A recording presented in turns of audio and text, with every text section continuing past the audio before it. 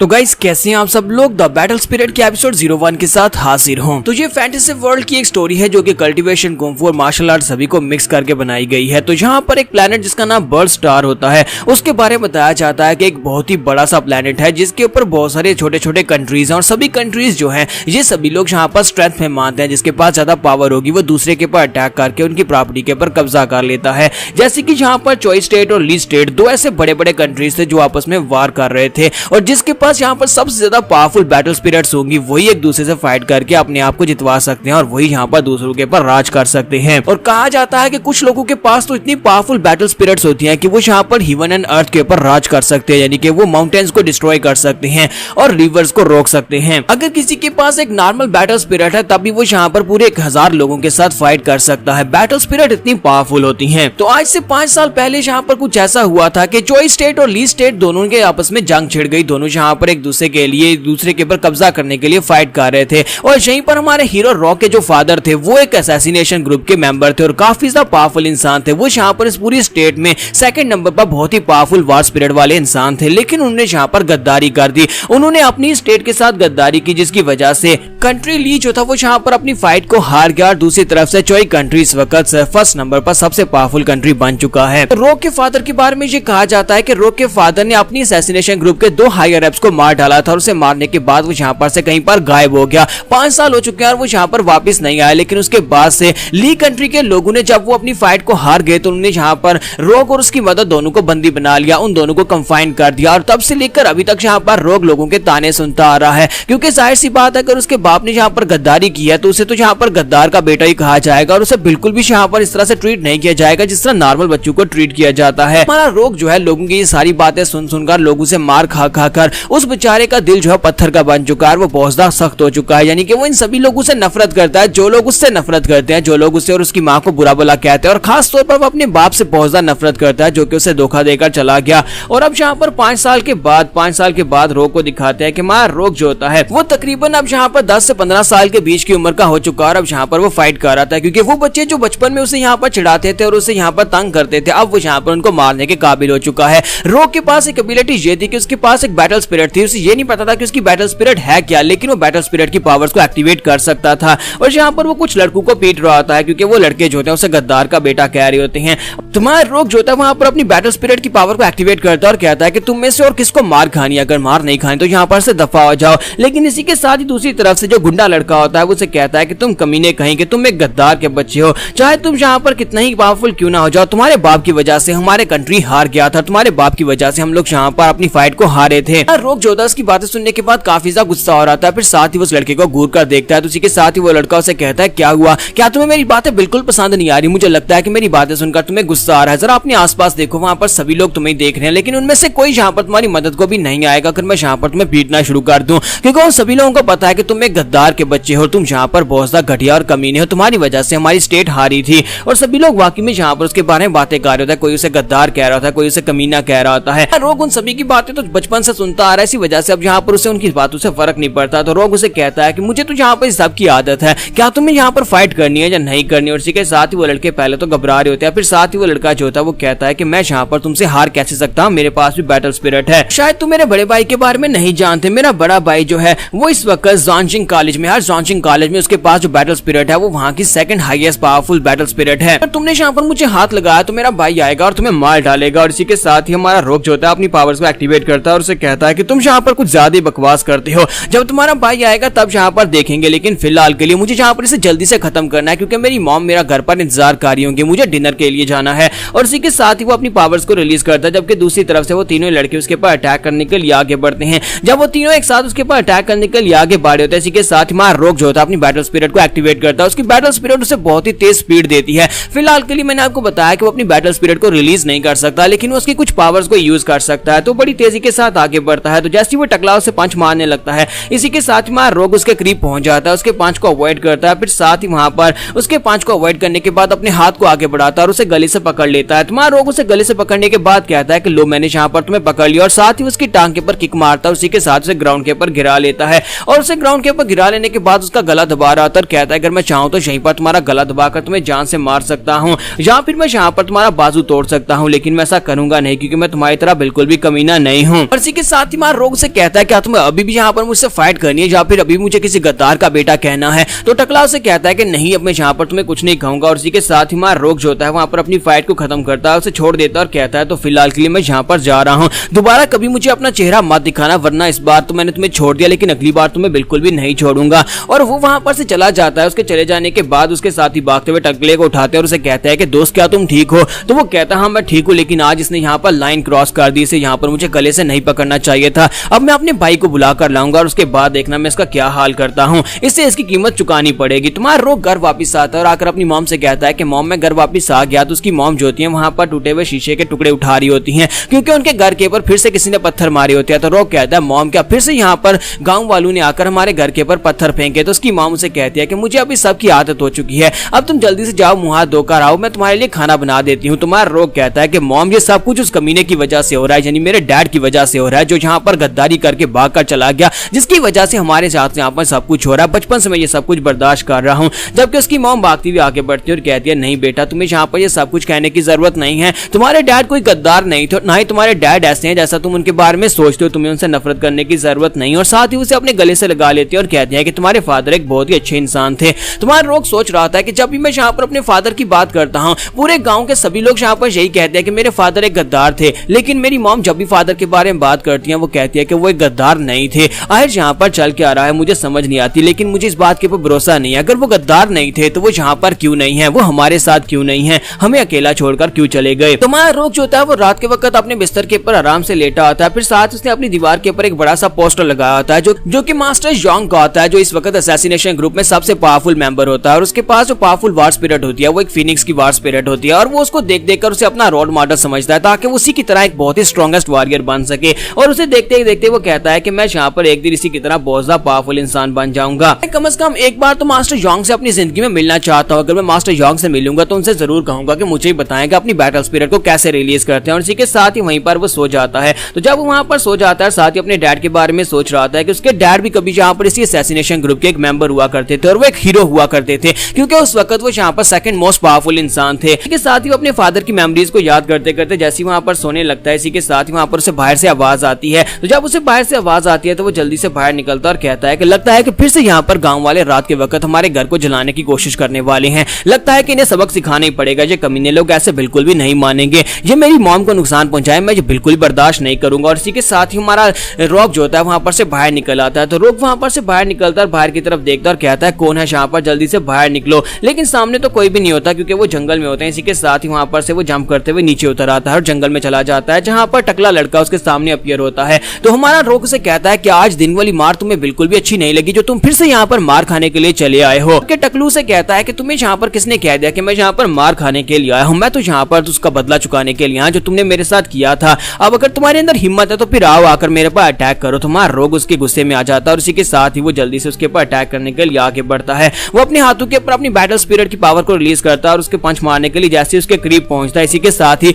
वो टकला जो होता है अंदर से काफी घबरा रहा होता है, लेकिन साथ ही वहां पर पीछे से एक पंच निकलता है क्योंकि वो चिल्लाकर कहता है ब्रदर ब्रदर अभी इसके ऊपर अटैक करो। और इसी के साथ उसका ब्रदर जो होता है अपनी बैटल स्पिरिट के साथ उसके ऊपर पंच मारता है। उसकी बैटल स्पिरिट जो होती है एक बड़ा सा मॉन्स्टर होती है और जिसके साथ उसे पंच पड़ता है तो हमारा रोग जो होता है वो पीछे जाकर गिरता है। तो इस टकले का ब्रदर भी बिल्कुल इसी के जैसा ही एक टकला है और उसकी जो बैटल स्पिरिट है शायद एक बड़ा सा बुलडॉग है, लेकिन बैटल स्पिरिट काफी ज्यादा स्ट्रॉन्ग लग रही है। तो क्या हमारा रोग जो है वो अकेला यहाँ पर इस फाइट को जीत पाएगा या फिर वो यहाँ पर अपनी बैटल स्पिरिट को एक्टिवेट कर पाएगा? हो सकता है कि नेक्स्ट एपिसोड में आपको यहाँ पर रोग की बैटल स्पिरिट देखने का मौका मिले। यहाँ पर था सीनो। तो गाइस अगर आपको पिछली पहली एपिसोड अच्छी लगी और आप उस देखने के बाद यहाँ पर आए हैं तो चैनल को भी सब्सक्राइब कर देना और वीडियो को लाइक करना मत भूलना। Thank you. लास्ट एपिसोड के एंड पे हमने देखा था कि वहाँ पर उस टकले का भाई आ जाता है और उसके भाई के पास वहाँ पर एक बहुत ही पावरफुल बैटल स्पिरिट होती है और उस बैटल स्पिरिट के साथ वो आकर हमारे रोग को एक जबरदस्त पंच मारता है। तो उसका भाई उसे कहता है कि तुम्हें क्या लगा था कि तुम यहाँ पर मेरे लिटिल ब्रदर के साथ ये सब कुछ कर सकते हो? मैं वापस आया तो मुझे पता चला कि मेरा छोटा भाई जो है वो किसी से मार खाकर आया है और वो भी किसी ऐसे वैसे से नहीं बल्कि एक गद्दार के बच्चे से मार खाकर वापस आया है। तुम्हें लगा था कि मैं यहाँ पर इस मसले को ऐसे ही जाने दूंगा? तो इसी के साथ ही वो टकला लड़का भी चिल्लाकर उसे कहता है कि तुम्हें क्या लगा था कि तुम मेरे ब्रदर के खिलाफ भी यहाँ पर जीत पाओगे?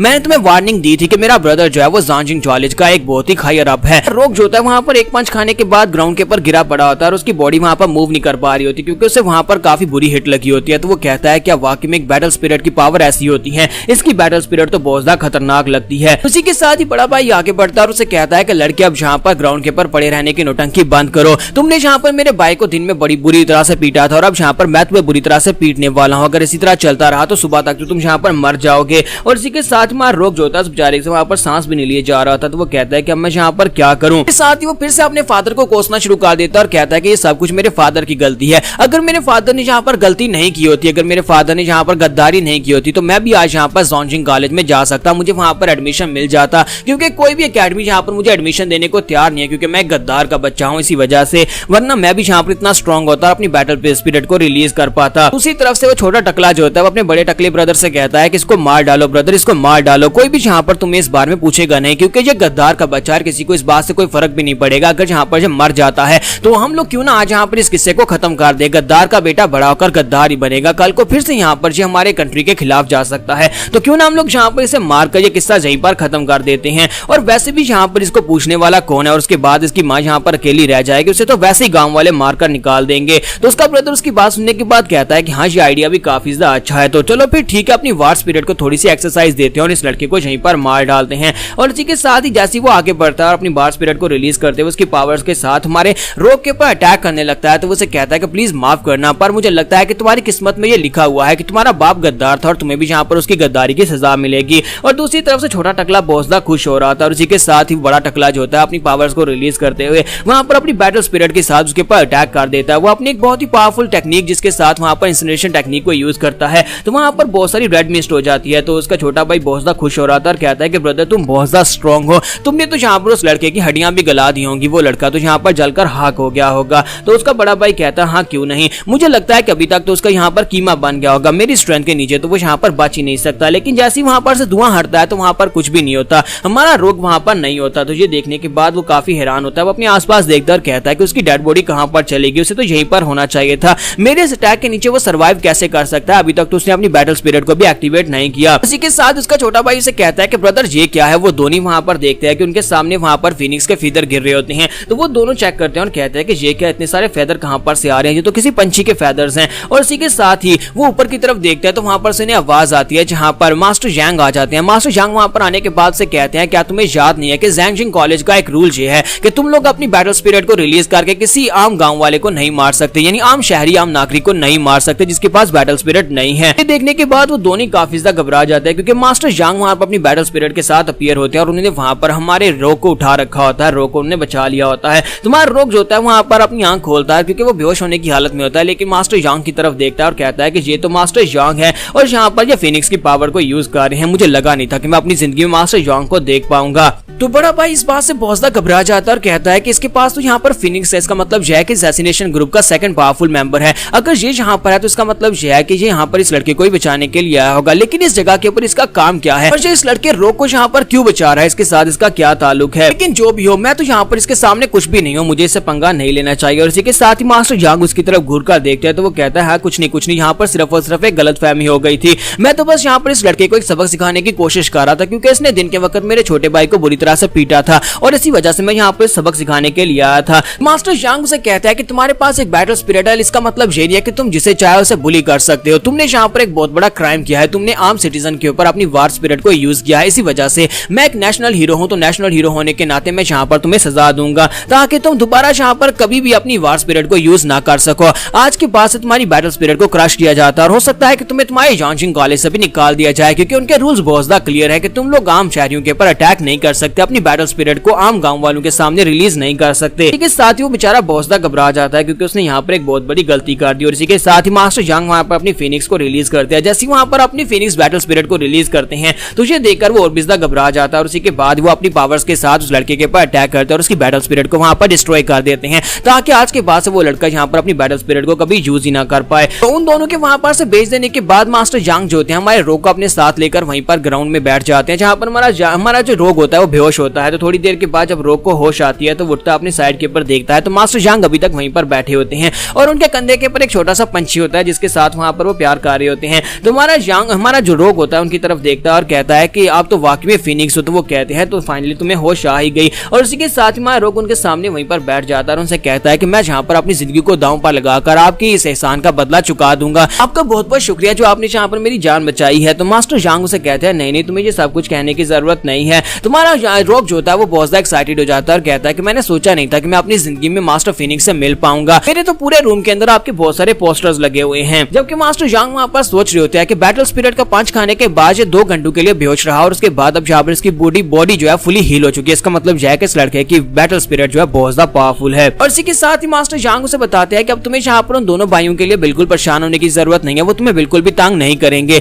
बड़े भाई को मुझे लगता है कि उसे यांगजिंग कॉलेज से भी निकाल दिया जाएगा। मैंने उसकी बैटल स्पिरिट को क्रश कर दिया है, जिसके बाद अब यहाँ पर यांगजिंग कॉलेज के लोगों को पता चलेगा तो वो लोग उसे वैसी कॉलेज से निकाल देंगे। तो कुछ भी यहाँ पर किया है कि आम शहरी के ऊपर अपनी बैटल स्पिरिट की पावर को रिलीज करके अटैक किया, जिसकी वजह से उन्हें यहाँ पर सजा तो मिलनी चाहिए थी। साथ ही तुम्हारी मॉम के घर के आसपास मैंने एक बहुत ही पावरफुल बैरियर क्रिएट कर दिया, जिसकी वजह से तुम्हारी मॉम को अब यहाँ पर कोई भी तंग नहीं करेगा, कोई भी अब वहाँ पर अंदर पत्थर भी नहीं फेंक पाएगा। तुम्हारा रोग उसकी बात सुनने के बाद उठकर खड़ा हो जाता है, साथ ही उदास होकर कहता है कि ये सब कुछ मेरे कमीने बाप की वजह से हो रहा है। तुझे बात सुनने के बाद मास्टर यांग उसे कहता है क्या तुम अपने बाप से नफरत करते हो? तुम्हारा रोग उसे कहता है कि हाँ मैं अपने बाप से बहुत ज्यादा नफरत करता हूँ, ये सब कुछ उसी की वजह से तो हो रहा है और तुम्हें यहाँ पर उसका नाम लेने की जरूरत भी नहीं है। मैं यहाँ पर खुद अपने आप को इतना स्ट्रॉन्ग बनाऊंगा कि मैं अपनी मॉम की हिफाजत खुद कर सकता हूँ और हमें यहाँ पर उस बंदे की जरूरत भी नहीं है क्योंकि वो बंदा मेरे और मेरी मॉम के लायक बिल्कुल भी नहीं है। तो मास्टर यांग उसकी बात सुनने के बाद कहते हैं कि रॉग मैं यहाँ पर तुम्हारे डैड के साथ काम कर चुका हूँ क्योंकि हम दोनों जो थे असैसिनेशन ग्रुप में थे और दोनों एक दूसरे के कामरेड थे और मैं यहाँ पर उसके बारे में ऐसा बिल्कुल भी नहीं सोचता जैसा तुम उसके बारे में सोचते हो,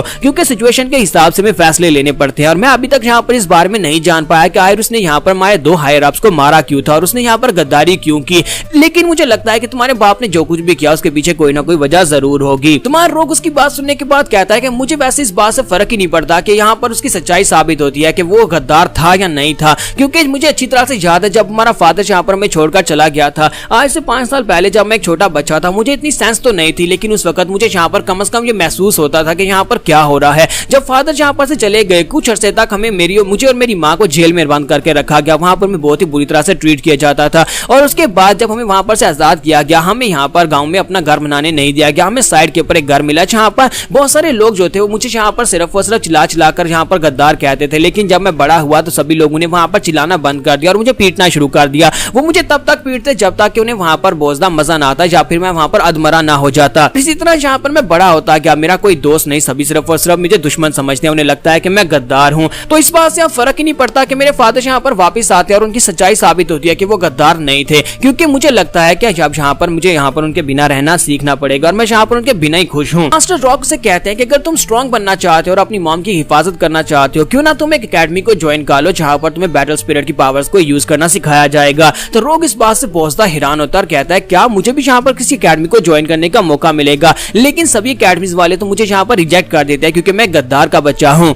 तो गाइस कैसे हैं आप सब लोग? बैटल स्पिरिट के एपिसोड 03 के साथ हाजिर हो। तो लास्ट एपिसोड के एंड पे हमने देखा था कि मार रोग जो होता है मास्टर यांग को बताता है कि वो अपने डैड से बहुत ज्यादा नफरत करता है, चाहे वो गद्दार ना भी हो, लेकिन वो इस बात से नफरत करता है कि वो एक अच्छे डैड नहीं है। और इसी के साथ ही मास्टर से कहते हैं कि मुझे लगता है कि तुम्हारे डैड तुमसे बहुत ज्यादा प्यार करते थे, तुम इस बात को चाहे समझो ना समझो लेकिन वो अब भी तुमसे प्यार करते हो जहां पर भी होंगे और तुम इस बात को कंफर्म कर सकते हो। तो वो कहता है मैं इस बात को कैसे कंफर्म कर सकता हूँ? तो मास्टर यांग उसे कहते हैं क्या तुमने कभी लॉकी कॉलेज के बारे में सुना है? तो हमारा रोग कहता है कि लॉकी कॉलेज मैंने इसके बारे में सुना है, कहा जाता है कि वो क्रिमिनल्स का स्कूल है जहां पर क्रिमिनल्स के बच्चे पढ़ते हैं और वहां पर से जितने भी स्टूडेंट्स पढ़कर बाहर निकलते हैं वो सारे के सारे बहुत ही महान क्रिमिनल्स बनते हैं। मास्टर यांग उसे कहते हैं कि लॉकी कॉलेज एक ऐसा कॉलेज है जो कि जहां पर किसी भी कंट्री की जुरिडिक्शन में नहीं आता, जहां पर किसी भी कंट्री के रूल्स अप्लाई नहीं होते, उनके अपने रूल्स हैं, वो अपने रूल्स के हिसाब से चलते हैं। जहां तक कि बाकी के सभी अकेडमीज और बाकी के जितने कॉलेजेस हैं वो सारे के सारे लॉकी कॉलेज के मामलात में बिल्कुल भी दखल अंदाजी नहीं करते। लेकिन सिर्फ इतना ही नहीं है बल्कि उस लॉकी कॉलेज से निकलने वाले बहुत सारे ऐसे क्रिमिनल्स हैं जो कि वार हीरोज का उन्हें लेबल दिया गया, यानी कि वो वार में बहुत ही खास साबित हुए, उनके पास बहुत ही पावरफुल स्ट्रॉन्गेस्ट बैटल स्पिरिट्स थी और उन सभी को यहाँ पर हीरो कहा गया क्योंकि उन लोगों ने जब यहाँ पर वक्त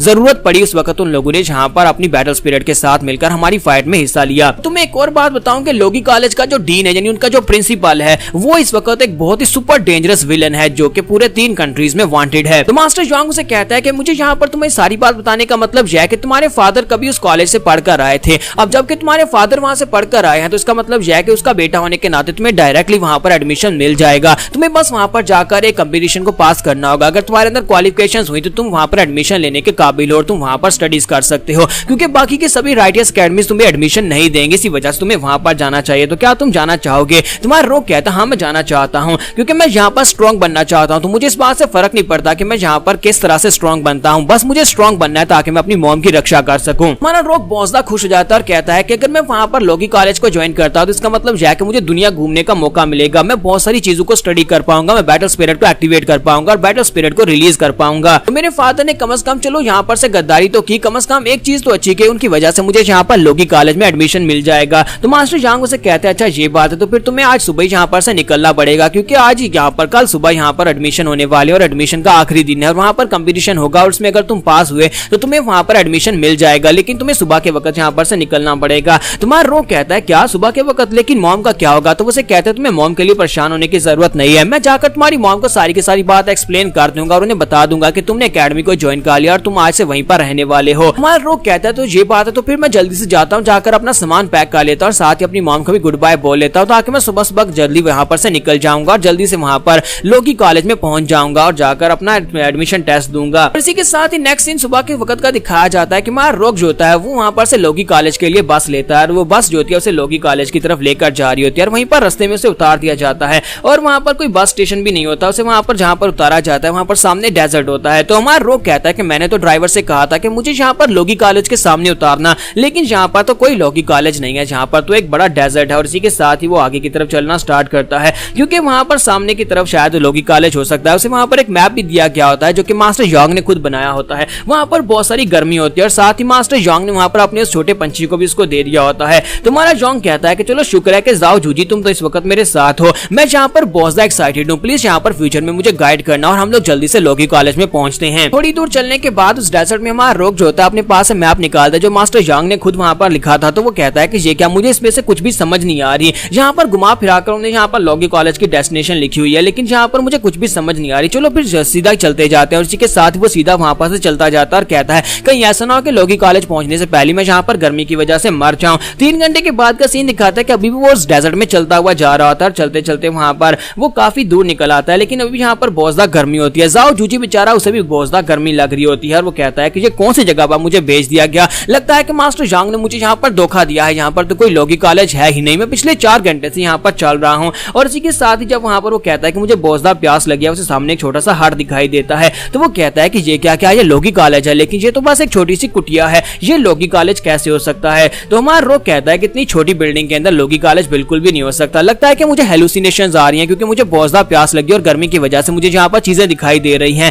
फिर साथ ही वो कहता है चलो जो भी हो मुझे वहां पर जाकर चेक करना चाहिए, हो सकता है कि उन्हें लॉगी कॉलेज का रास्ता पता हो। और हमारा जो रोग होता है वो जल्दी से वहां पर पहुंच जाता है। तकरीबन आधे घंटे के बाद जब वो वहां पर पहुंचता है तो वहां पर एक बुढ़िया बैठी होती है, उस कुटिया के बाहर एक बुढ़िया बैठी वहां पर स्वेटर बुन रही होती है। तुम्हारा रोग कहता है कि ग्रैंड माँ तुम यहाँ पर इतनी गर्मी में स्वेटर क्यों बुन रही हो? फिर साथ ही वो कहता है नहीं नहीं मेरा सवाल ये नहीं होना चाहिए। तो वो उससे पूछता है कि मुझे बताओ कि क्या तुम्हें पता है कि यहाँ पर लॉगी कॉलेज कहाँ पर है, मुझे एडमिशन के लिए जाना और मैं लेट हो रहा हूँ ताकि मैं वहां पर जाकर एडमिशन ले सकूं। तो ग्रैंड माँ की बात सुनने के बाद कहती है कि तुम यहाँ पर क्यों आए हो, लॉगी कॉलेज में तुम्हारे जाने का मकसद क्या है, क्या तुम स्टडी करने के लिए जाना चाहते हो? तो उसी के साथ में रोग से कहता है कि हाँ मैं स्टडी करने के लिए आया हूँ ताकि मैं लॉगी कॉलेज को ज्वाइन करने के बाद अपने आप को स्ट्रॉन्ग बना सकूं, अपनी मॉम की रक्षा कर सकूं, दुनिया घूम सकूं और यहाँ पर बहुत सारी चीजें देख सकूं। तो ग्रैंड माँ की बात सुनने के बाद हल्का सा मुस्कुराती है और कहती है अच्छा ठीक है अंदर चले जाओ। तो वो कहता है क्या मुझे आपके घर में नहीं जाना ग्रैनी, मुझे यहाँ पर लॉगी कॉलेज की लोकेशन बताओ। तो ग्रैनी उसे कहते हैं कि मैं यहाँ पर तुम्हें लॉगी कॉलेज के बारे में बता रही हूँ, अंदर चले जाओ, अंदर जाओगे तो तुम्हें पता चल जाएगा। हमारा रोग कहता है कि ये बुढ़िया तो सठिया गई है, इतनी गर्मी में बैठकर यहाँ पर स्वेटर बुन रही है और ऊपर से कह रही है कि मेरे घर के अंदर यहाँ पर लॉगी कॉलेज का रास्ता है।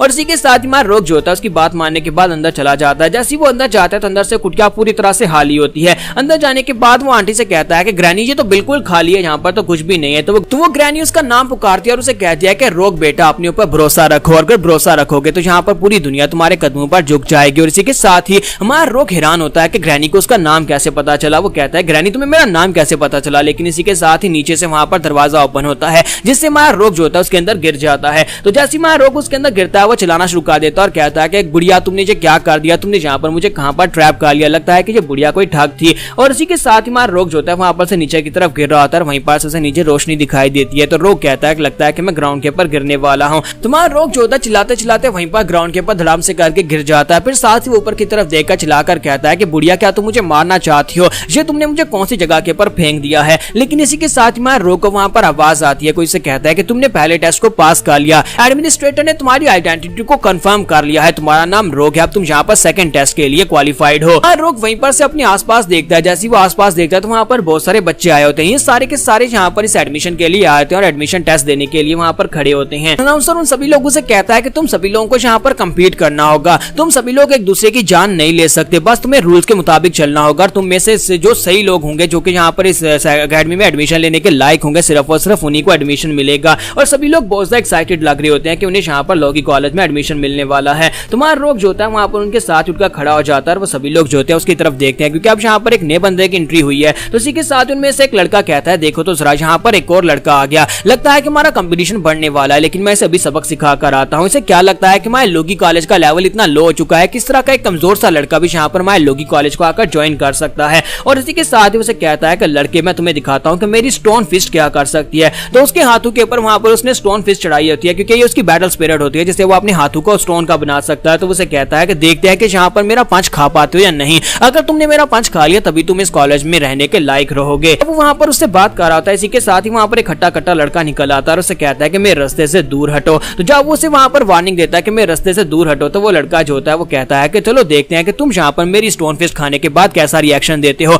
और वो हट्टे कट्टे लड़के के पेट में एक जबरदस्त पंच दे मारता है। तो उसकी स्टोन फिस्ट काफी ज्यादा पावरफुल होती है और वो कहता है कि देखा अब तुम्हें मजा आया, मेरी स्टोन फिस्ट कितनी पावरफुल है, मेरी स्टोन फिस्ट के सामने जहाँ पर कुछ भी नहीं दिख सकता, चाहे जहाँ पर मेटल की दीवार क्यों ना हो, मेरी स्टोन फिस्ट उसको भी तोड़ सकती है। भाई तुम जहाँ पर एक बड़े से हाथी क्यों ना होते, तभी मैं जहाँ पर अपनी स्टोन फिस्ट के साथ उठाकर तुम्हें दूर पटक देता। लेकिन इसी के साथ ही दिखाते हैं कि वो मोटा हट्टा कट्टा लड़का जो होता है उसके ऊपर उसकी स्टोन फिस्ट का कोई असर ही नहीं होता और इसी के साथ ही वो उसे अपनी बाहों में भर लेता है, वहां पर उसकी हड्डियां पिचकाना शुरू कर देता है। तो वो कहता है कि ऐसा कैसे हो सकता है, तुम अभी तक यहाँ पर मूव कैसे कर पा रहे हो, मैंने अपनी स्टोन फिस्ट के साथ अटैक किया था। और वो भी अपनी बैटल स्पिरिट को रिलीज करता है। उसकी बैटल स्पिरिट जो होती है वो वहां पर स्ट्रेंथन टाइप होती है, जिसकी वजह से वो अपनी बॉडी के ऊपर एक आर्मर चढ़ा सकता है। तो सभी लोग उसे देखने के बाद कहते हैं कि इस बेवकूफ ने इस बंदे से कहां पर पंगा ले लिया। ये लड़का तो ताई जैंग है जो कि अपने आर्मर के लिए बहुत ज्यादा फेमस है। इसकी बैटल स्पिरिट, इसका आर्मर है जो कि बहुत ज्यादा स्ट्रेंथन हो जाता है और यहाँ पर किसी भी किस्म की स्टोन फिस्ट को ब्लॉक कर सकता है। रोक जो होता है उन सभी की एनर्जी को वहां पर महसूस करता है और कहता है कि लगता है कि मैं किसी मॉन्स्टर्स की दुनिया में आ गया हूँ, जहाँ पर तो सभी के सभी लोग एक से बढ़कर दूसरे से ज्यादा स्ट्रॉन्ग हैं। और मुझे यहाँ पर एडमिशन चाहिए, तो मुझे इन सभी को हराकर अपनी जगह बनानी होगी, इस टेस्ट को पास करना होगा, तभी मैं यहाँ पर इस अकेडमी को ज्वाइन कर पाऊंगा।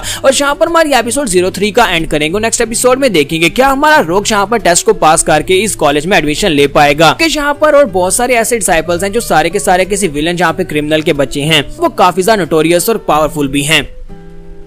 तो गाइस कैसे हैं आप सब लोग, बैटल स्पिरिट के एपिसोड 04 के साथ हाजिर हो। तो लास्ट एपिसोड के एंड पे हमने देखा था कि हमारा रोग जो होता है वो यूनिवर्सिटी के बाहर पहुंच जाता है, यानी लोगी कॉलेज में पहुंच जाता है, जहां पर पहले से बहुत सारे स्टूडेंट्स जो होते हैं वो एडमिशन के लिए आए होते हैं। रोग उन सभी को देखता है कि सभी एक से बढ़कर एक वहां पर पागल हैं, क्रिमिनल्स के बच्चे हैं, इसी वजह से सभी काफी ज्यादा नोटोरियस होते हैं। तो रोग कहता है कि अपने गाँव में तो बहुत ज्यादा बोर होता था, लेकिन यहाँ पर मुझे काफी ज्यादा मजा आने वाला है। हमारा रोग कहता है कि मास्टर जोंग ने जहाँ पर मेरे लिए बंदोबस्त करवाया कि मैं जहाँ पर आकर एडमिशन ले सकूँ, तो मैं उसके इस मौके को जाने कैसे दे सकता हूं। मैं यहाँ पर इस लोगी कॉलेज की मिस्ट्रीज को अनफोल्ड करूंगा और साथ ही अपने आप को सबसे स्ट्रॉन्ग बनाकर यहाँ पर से बाहर निकालूंगा। ये मेरे लिए एक चांस है और मैं इस चांस को बिल्कुल भी अपने हाथ से जाने कैसे दे सकता हूँ, जब मैं यहाँ पर इस अकेडमी में स्ट्रॉन्ग बन सकता हूँ। और इसी के साथ ही यहाँ पर साइड के ऊपर लोगी कॉलेज की बिल्डिंग का सीन दिखाता है। यहाँ पर लोगी कॉलेज का डायरेक्टर जो होता है वो एक लड़के को पीट रहा था और उसे कहता है कि मैं तुम्हें कितनी बार कहा है कि तुम यहाँ पर आकर बिजनेस नहीं कर सकते, लेकिन तुम हर बार यहाँ पर आ जाते हो। तुम्हें अच्छी तरह से पता होना चाहिए कि तुम्हें यहाँ पर कोई बिजनेस में नहीं मिलने वाला। तो इसी के साथ दरवाजे के ऊपर नॉक होती है और एक दूसरा वर्कर जो होता है वहां पर से अंदर आता है और उसे कहता है कि मैं अंदर आ जाऊं। तो वो कहता है हाँ ठीक है आ जाओ। तो इसी के साथ उसे कहता है कि डायरेक्टर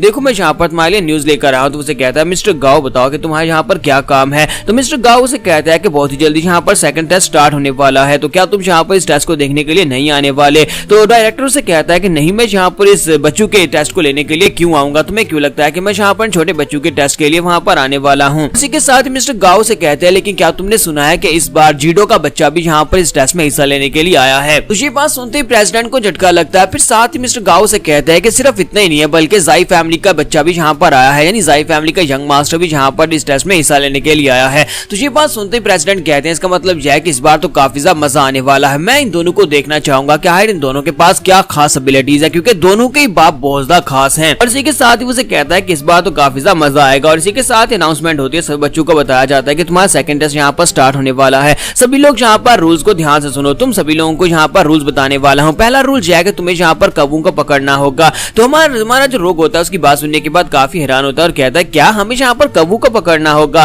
साथ ही उन्हें कहा जाता है कि यहाँ पर इस सिटी के अंदर बहुत सारे क्रोस हैं, लेकिन तुम सभी लोगों को सिर्फ और सिर्फ उन्हीं कौवों को पकड़ना है जिनकी टांग के साथ एक स्क्रॉल लगा होगा, जिनके साथ एक मैसेज लगा होगा। और अगर तुम यहाँ पर उन कौवों को पकड़ लेते हो तो उनके लगे हुए मैसेज वाले पिन को उतार लेना, और उसके बाद अगर तुम्हारे पास वो एंड तक यानी टेस्ट खत्म होने तक तुम्हारे पास रहा तो तुम इस टेस्ट में पास हो जाओगे। यहाँ पर इसके लिए कोई भी रूल्स नहीं है कि तुम इस कौवे को कैसे पकड़ते हो। तुम दूसरे कैंडिडेट्स के ऊपर अटैक भी कर सकते हो, लेकिन सिर्फ और सिर्फ एक ही रूल है कि तुम किसी की जान नहीं ले सकते। अगर चाहो तो दूसरों के पास उनके स्क्रोल या फिर उनके पास को छीन सकते हो। और एक और बात, यहाँ पर सिर्फ और सिर्फ टोटल 50 ऐसे कौवे हैं जिनकी टांगों के ऊपर यहाँ पर स्क्रोल्स लगे हुए हैं। तो ये बात सुनते अब सभी लोगों में टेंशन बढ़ जाती है। स्पेशली हमारा रोग जो होता है वो सोच रहा होता है कि ऐसा कैसे हो सकता है। हम जो डिसाइपल्स हैं यानी यहाँ पर जो स्टूडेंट्स हैं जो कि इस टेस्ट को देने के लिए आए वो तकरीबन 1000 होंगे, और यहाँ पर सिर्फ और सिर्फ 50 कौवे ऐसे हैं जिनके पास पास है। इसका मतलब यह है कि सिर्फ 50 डिसाइपल यहाँ पर पास हो सकते हैं, और बाकी के सभी लोग जो होते हैं बहुत ज्यादा एक्साइटेड हो रहे होते हैं। तुम्हारा रोग कहता है कि इन सभी को तो इस बात से कोई भी हैरानी नहीं हुई, जैसे कि इन सभी लोगों को इस बात से फर्क ही नहीं पड़ता, और सभी लोग यहाँ पर अपनी स्ट्रेंथ के बलबूते पर इस टेस्ट को पास करना चाहते हैं। तुम्हारा रोग कहता है अगर ऐसी बात है तो फिर मैं भी यहाँ पर अपना बेस्ट दूंगा। और इसी के साथ सभी डिसाइपल जो होते हैं वहाँ पर कौवों को घूर घूर कर देख रहे होते हैं, और कौवे बेचारे वहाँ पर उनको देख रहे होते हैं कि अब उनके साथ क्या होने वाला है। और सभी कौवे वहाँ पर से उड़ना स्टार्ट कर देते हैं, और उनको बताया जाता है कि तुम्हारे पास 3 घंटे हैं, 3 घंटे के टाइम में तुम्हें यहाँ पर अपने लिए पास ढूंढना होगा। और यहीं पर मिस्टर गाव और प्रेसिडेंट को दिखाते हैं कि वो दोनों जो होते हैं वो छत के ऊपर आकर खड़े हो जाते हैं और कहते हैं कि मैं तो वाकई में यहाँ पर देखना चाहता हूँ कि ये दोनों बच्चे इस बार क्या करके दिखाएंगे। उम्मीद करता हूँ कि दोनों यहाँ पर टेस्ट को पास करके हमारी अकेडमी का हिस्सा बन जाएंगे, और उसके बाद मैं इन लड़कों को देख पाऊंगा, इनको एग्जामिन कर पाऊंगा। और यहीं पर एक गली का सीन दिखाता है जहाँ पर हमारा रोग जो होता है वो छुपकर देख रहा होता है कि कोई कौवा यहाँ पर खुद उड़कर आ जाए, और इसी के साथ ही वहाँ पर इंतजार करते करते वो कहता है कि अब मैं यहाँ पर क्या करूँ। मुझे लगता है कि यहाँ पर कौवे को ढूंढना काफी ज्यादा मुश्किल हो सकता है, क्योंकि सिर्फ 50 कौवे ऐसे हैं जिनके पास है, और बाकी के सभी कौवे तो बेकार हैं। फिर साथ ही वो कहता है कि जाओ जूजी भी यहाँ पर से भाग गया है। मास्टर यांग ने मुझे उस जाओ जूजी को दिया था कि वो मेरे साथ रहेगा, लेकिन वो पता नहीं कहाँ पर गायब हो गया है। यहीं पर से हमारे रोग को एक कौवा दिखाई देता है जो कि सामने की तरफ उड़कर जा रहा होता है। तो हमारा रोग कहता है कि तो फाइनली यहाँ पर एक कौवा आ ही गया, और इसी के साथ ही हमारा रोग जो होता है वो जल्दी से जंप करता है और उसे पकड़ने की कोशिश करता है। तो कौवा रोते हुए बड़ी तेजी के साथ भागना स्टार्ट करता है।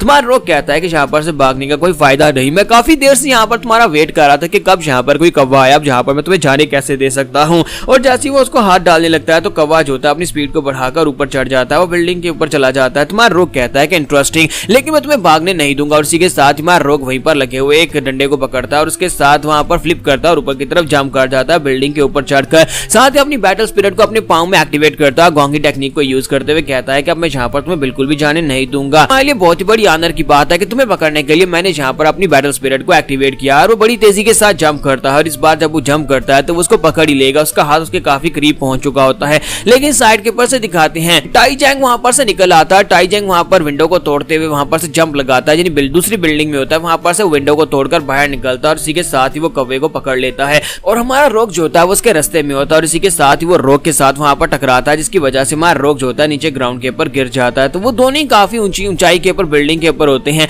तो टाई जैंग तो उस कौवे को पकड़ लेता है, लेकिन हमारा रोग जो होता है वहां पर सीधा नीचे आकर बिल्डिंग के साथ टकराता है, जहां पर वो कचरे में गिर जाता है। और उसके वहां पर गिरने के बाद टाई जैंग उसे कहता है कि बच्चे तुम्हारा बहुत बहुत शुक्रिया जहां पर कौवा मुझे देने के लिए। और इसी के साथ उस कौवे की टांग के साथ लगे हुए स्क्रोल को उतार लेता है और कहता है अब जबकि मुझे यहाँ पर पास मिल चुका है और कौवा बिल्कुल ठीक कौवा था जिसका मैंने यहाँ पर पीछा किया, अब यहाँ पर इस कौवे को बेच देते हैं। और उसे कहता है कि ठीक है अब तुम यहाँ पर से जा सकते हो, तुम्हारा यहाँ पर कोई काम नहीं है। जबकि दूसरी तरफ दिखाते हैं कि हमारा जो रोग होता है वो बेचारा कचरे के ढेर में जाकर गिरता है, वहां पर से बाहर निकलता है और उसे कहता है कि तुम्हें किसने कह दिया कि तुम यहाँ पर से इस कौवे के पर लगे हुए पास को लेकर जा सकते हो, और तुम्हें यहाँ पर थैंक यू बोलने की जरूरत नहीं है, लेकिन मैं क्योंकि मैंने यहाँ पर ये नहीं कहा कि तुम यहाँ पर से जा सकते हो, पहले ये पास मुझे दो और उसके बाद यहाँ पर से चले जाना। और रोग वहां पर अपनी बैटल स्पिरिट को यूज करते बड़ी स्पीड के साथ उसके सामने आकर खड़ा हो जाता है और कहता है कि चलो जल्दी से अब ये पास मुझे दे दो। जबकि ताई जैंग उसे कहता है कि तुम्हारी स्पीड काफी ज्यादा अच्छी है, लेकिन क्या तुम्हें लगता है कि मेरी फिजिकल बॉडी के सामने तुम्हारी ये स्पीड काम आएगी, क्योंकि मेरी बॉडी आर्मर टाइप है और जहां पर तुम मेरी बॉडी को ब्रेक नहीं कर पाओगे। साथ ही उसे अपना नाम बताता और कहता है कि मुझे जायंट ताई गैंग कहते हैं, अब मरने से पहले तुम्हें यहाँ पर मेरा नाम तो याद होगा कि तुम्हें किसने मारा था। और इसी के साथ ही वो कहता है कि अब मैं तुम्हें दिखाता हूँ कि मैं क्या कर सकता हूँ। और साथ ही वो अपने पंच के ऊपर वहां पर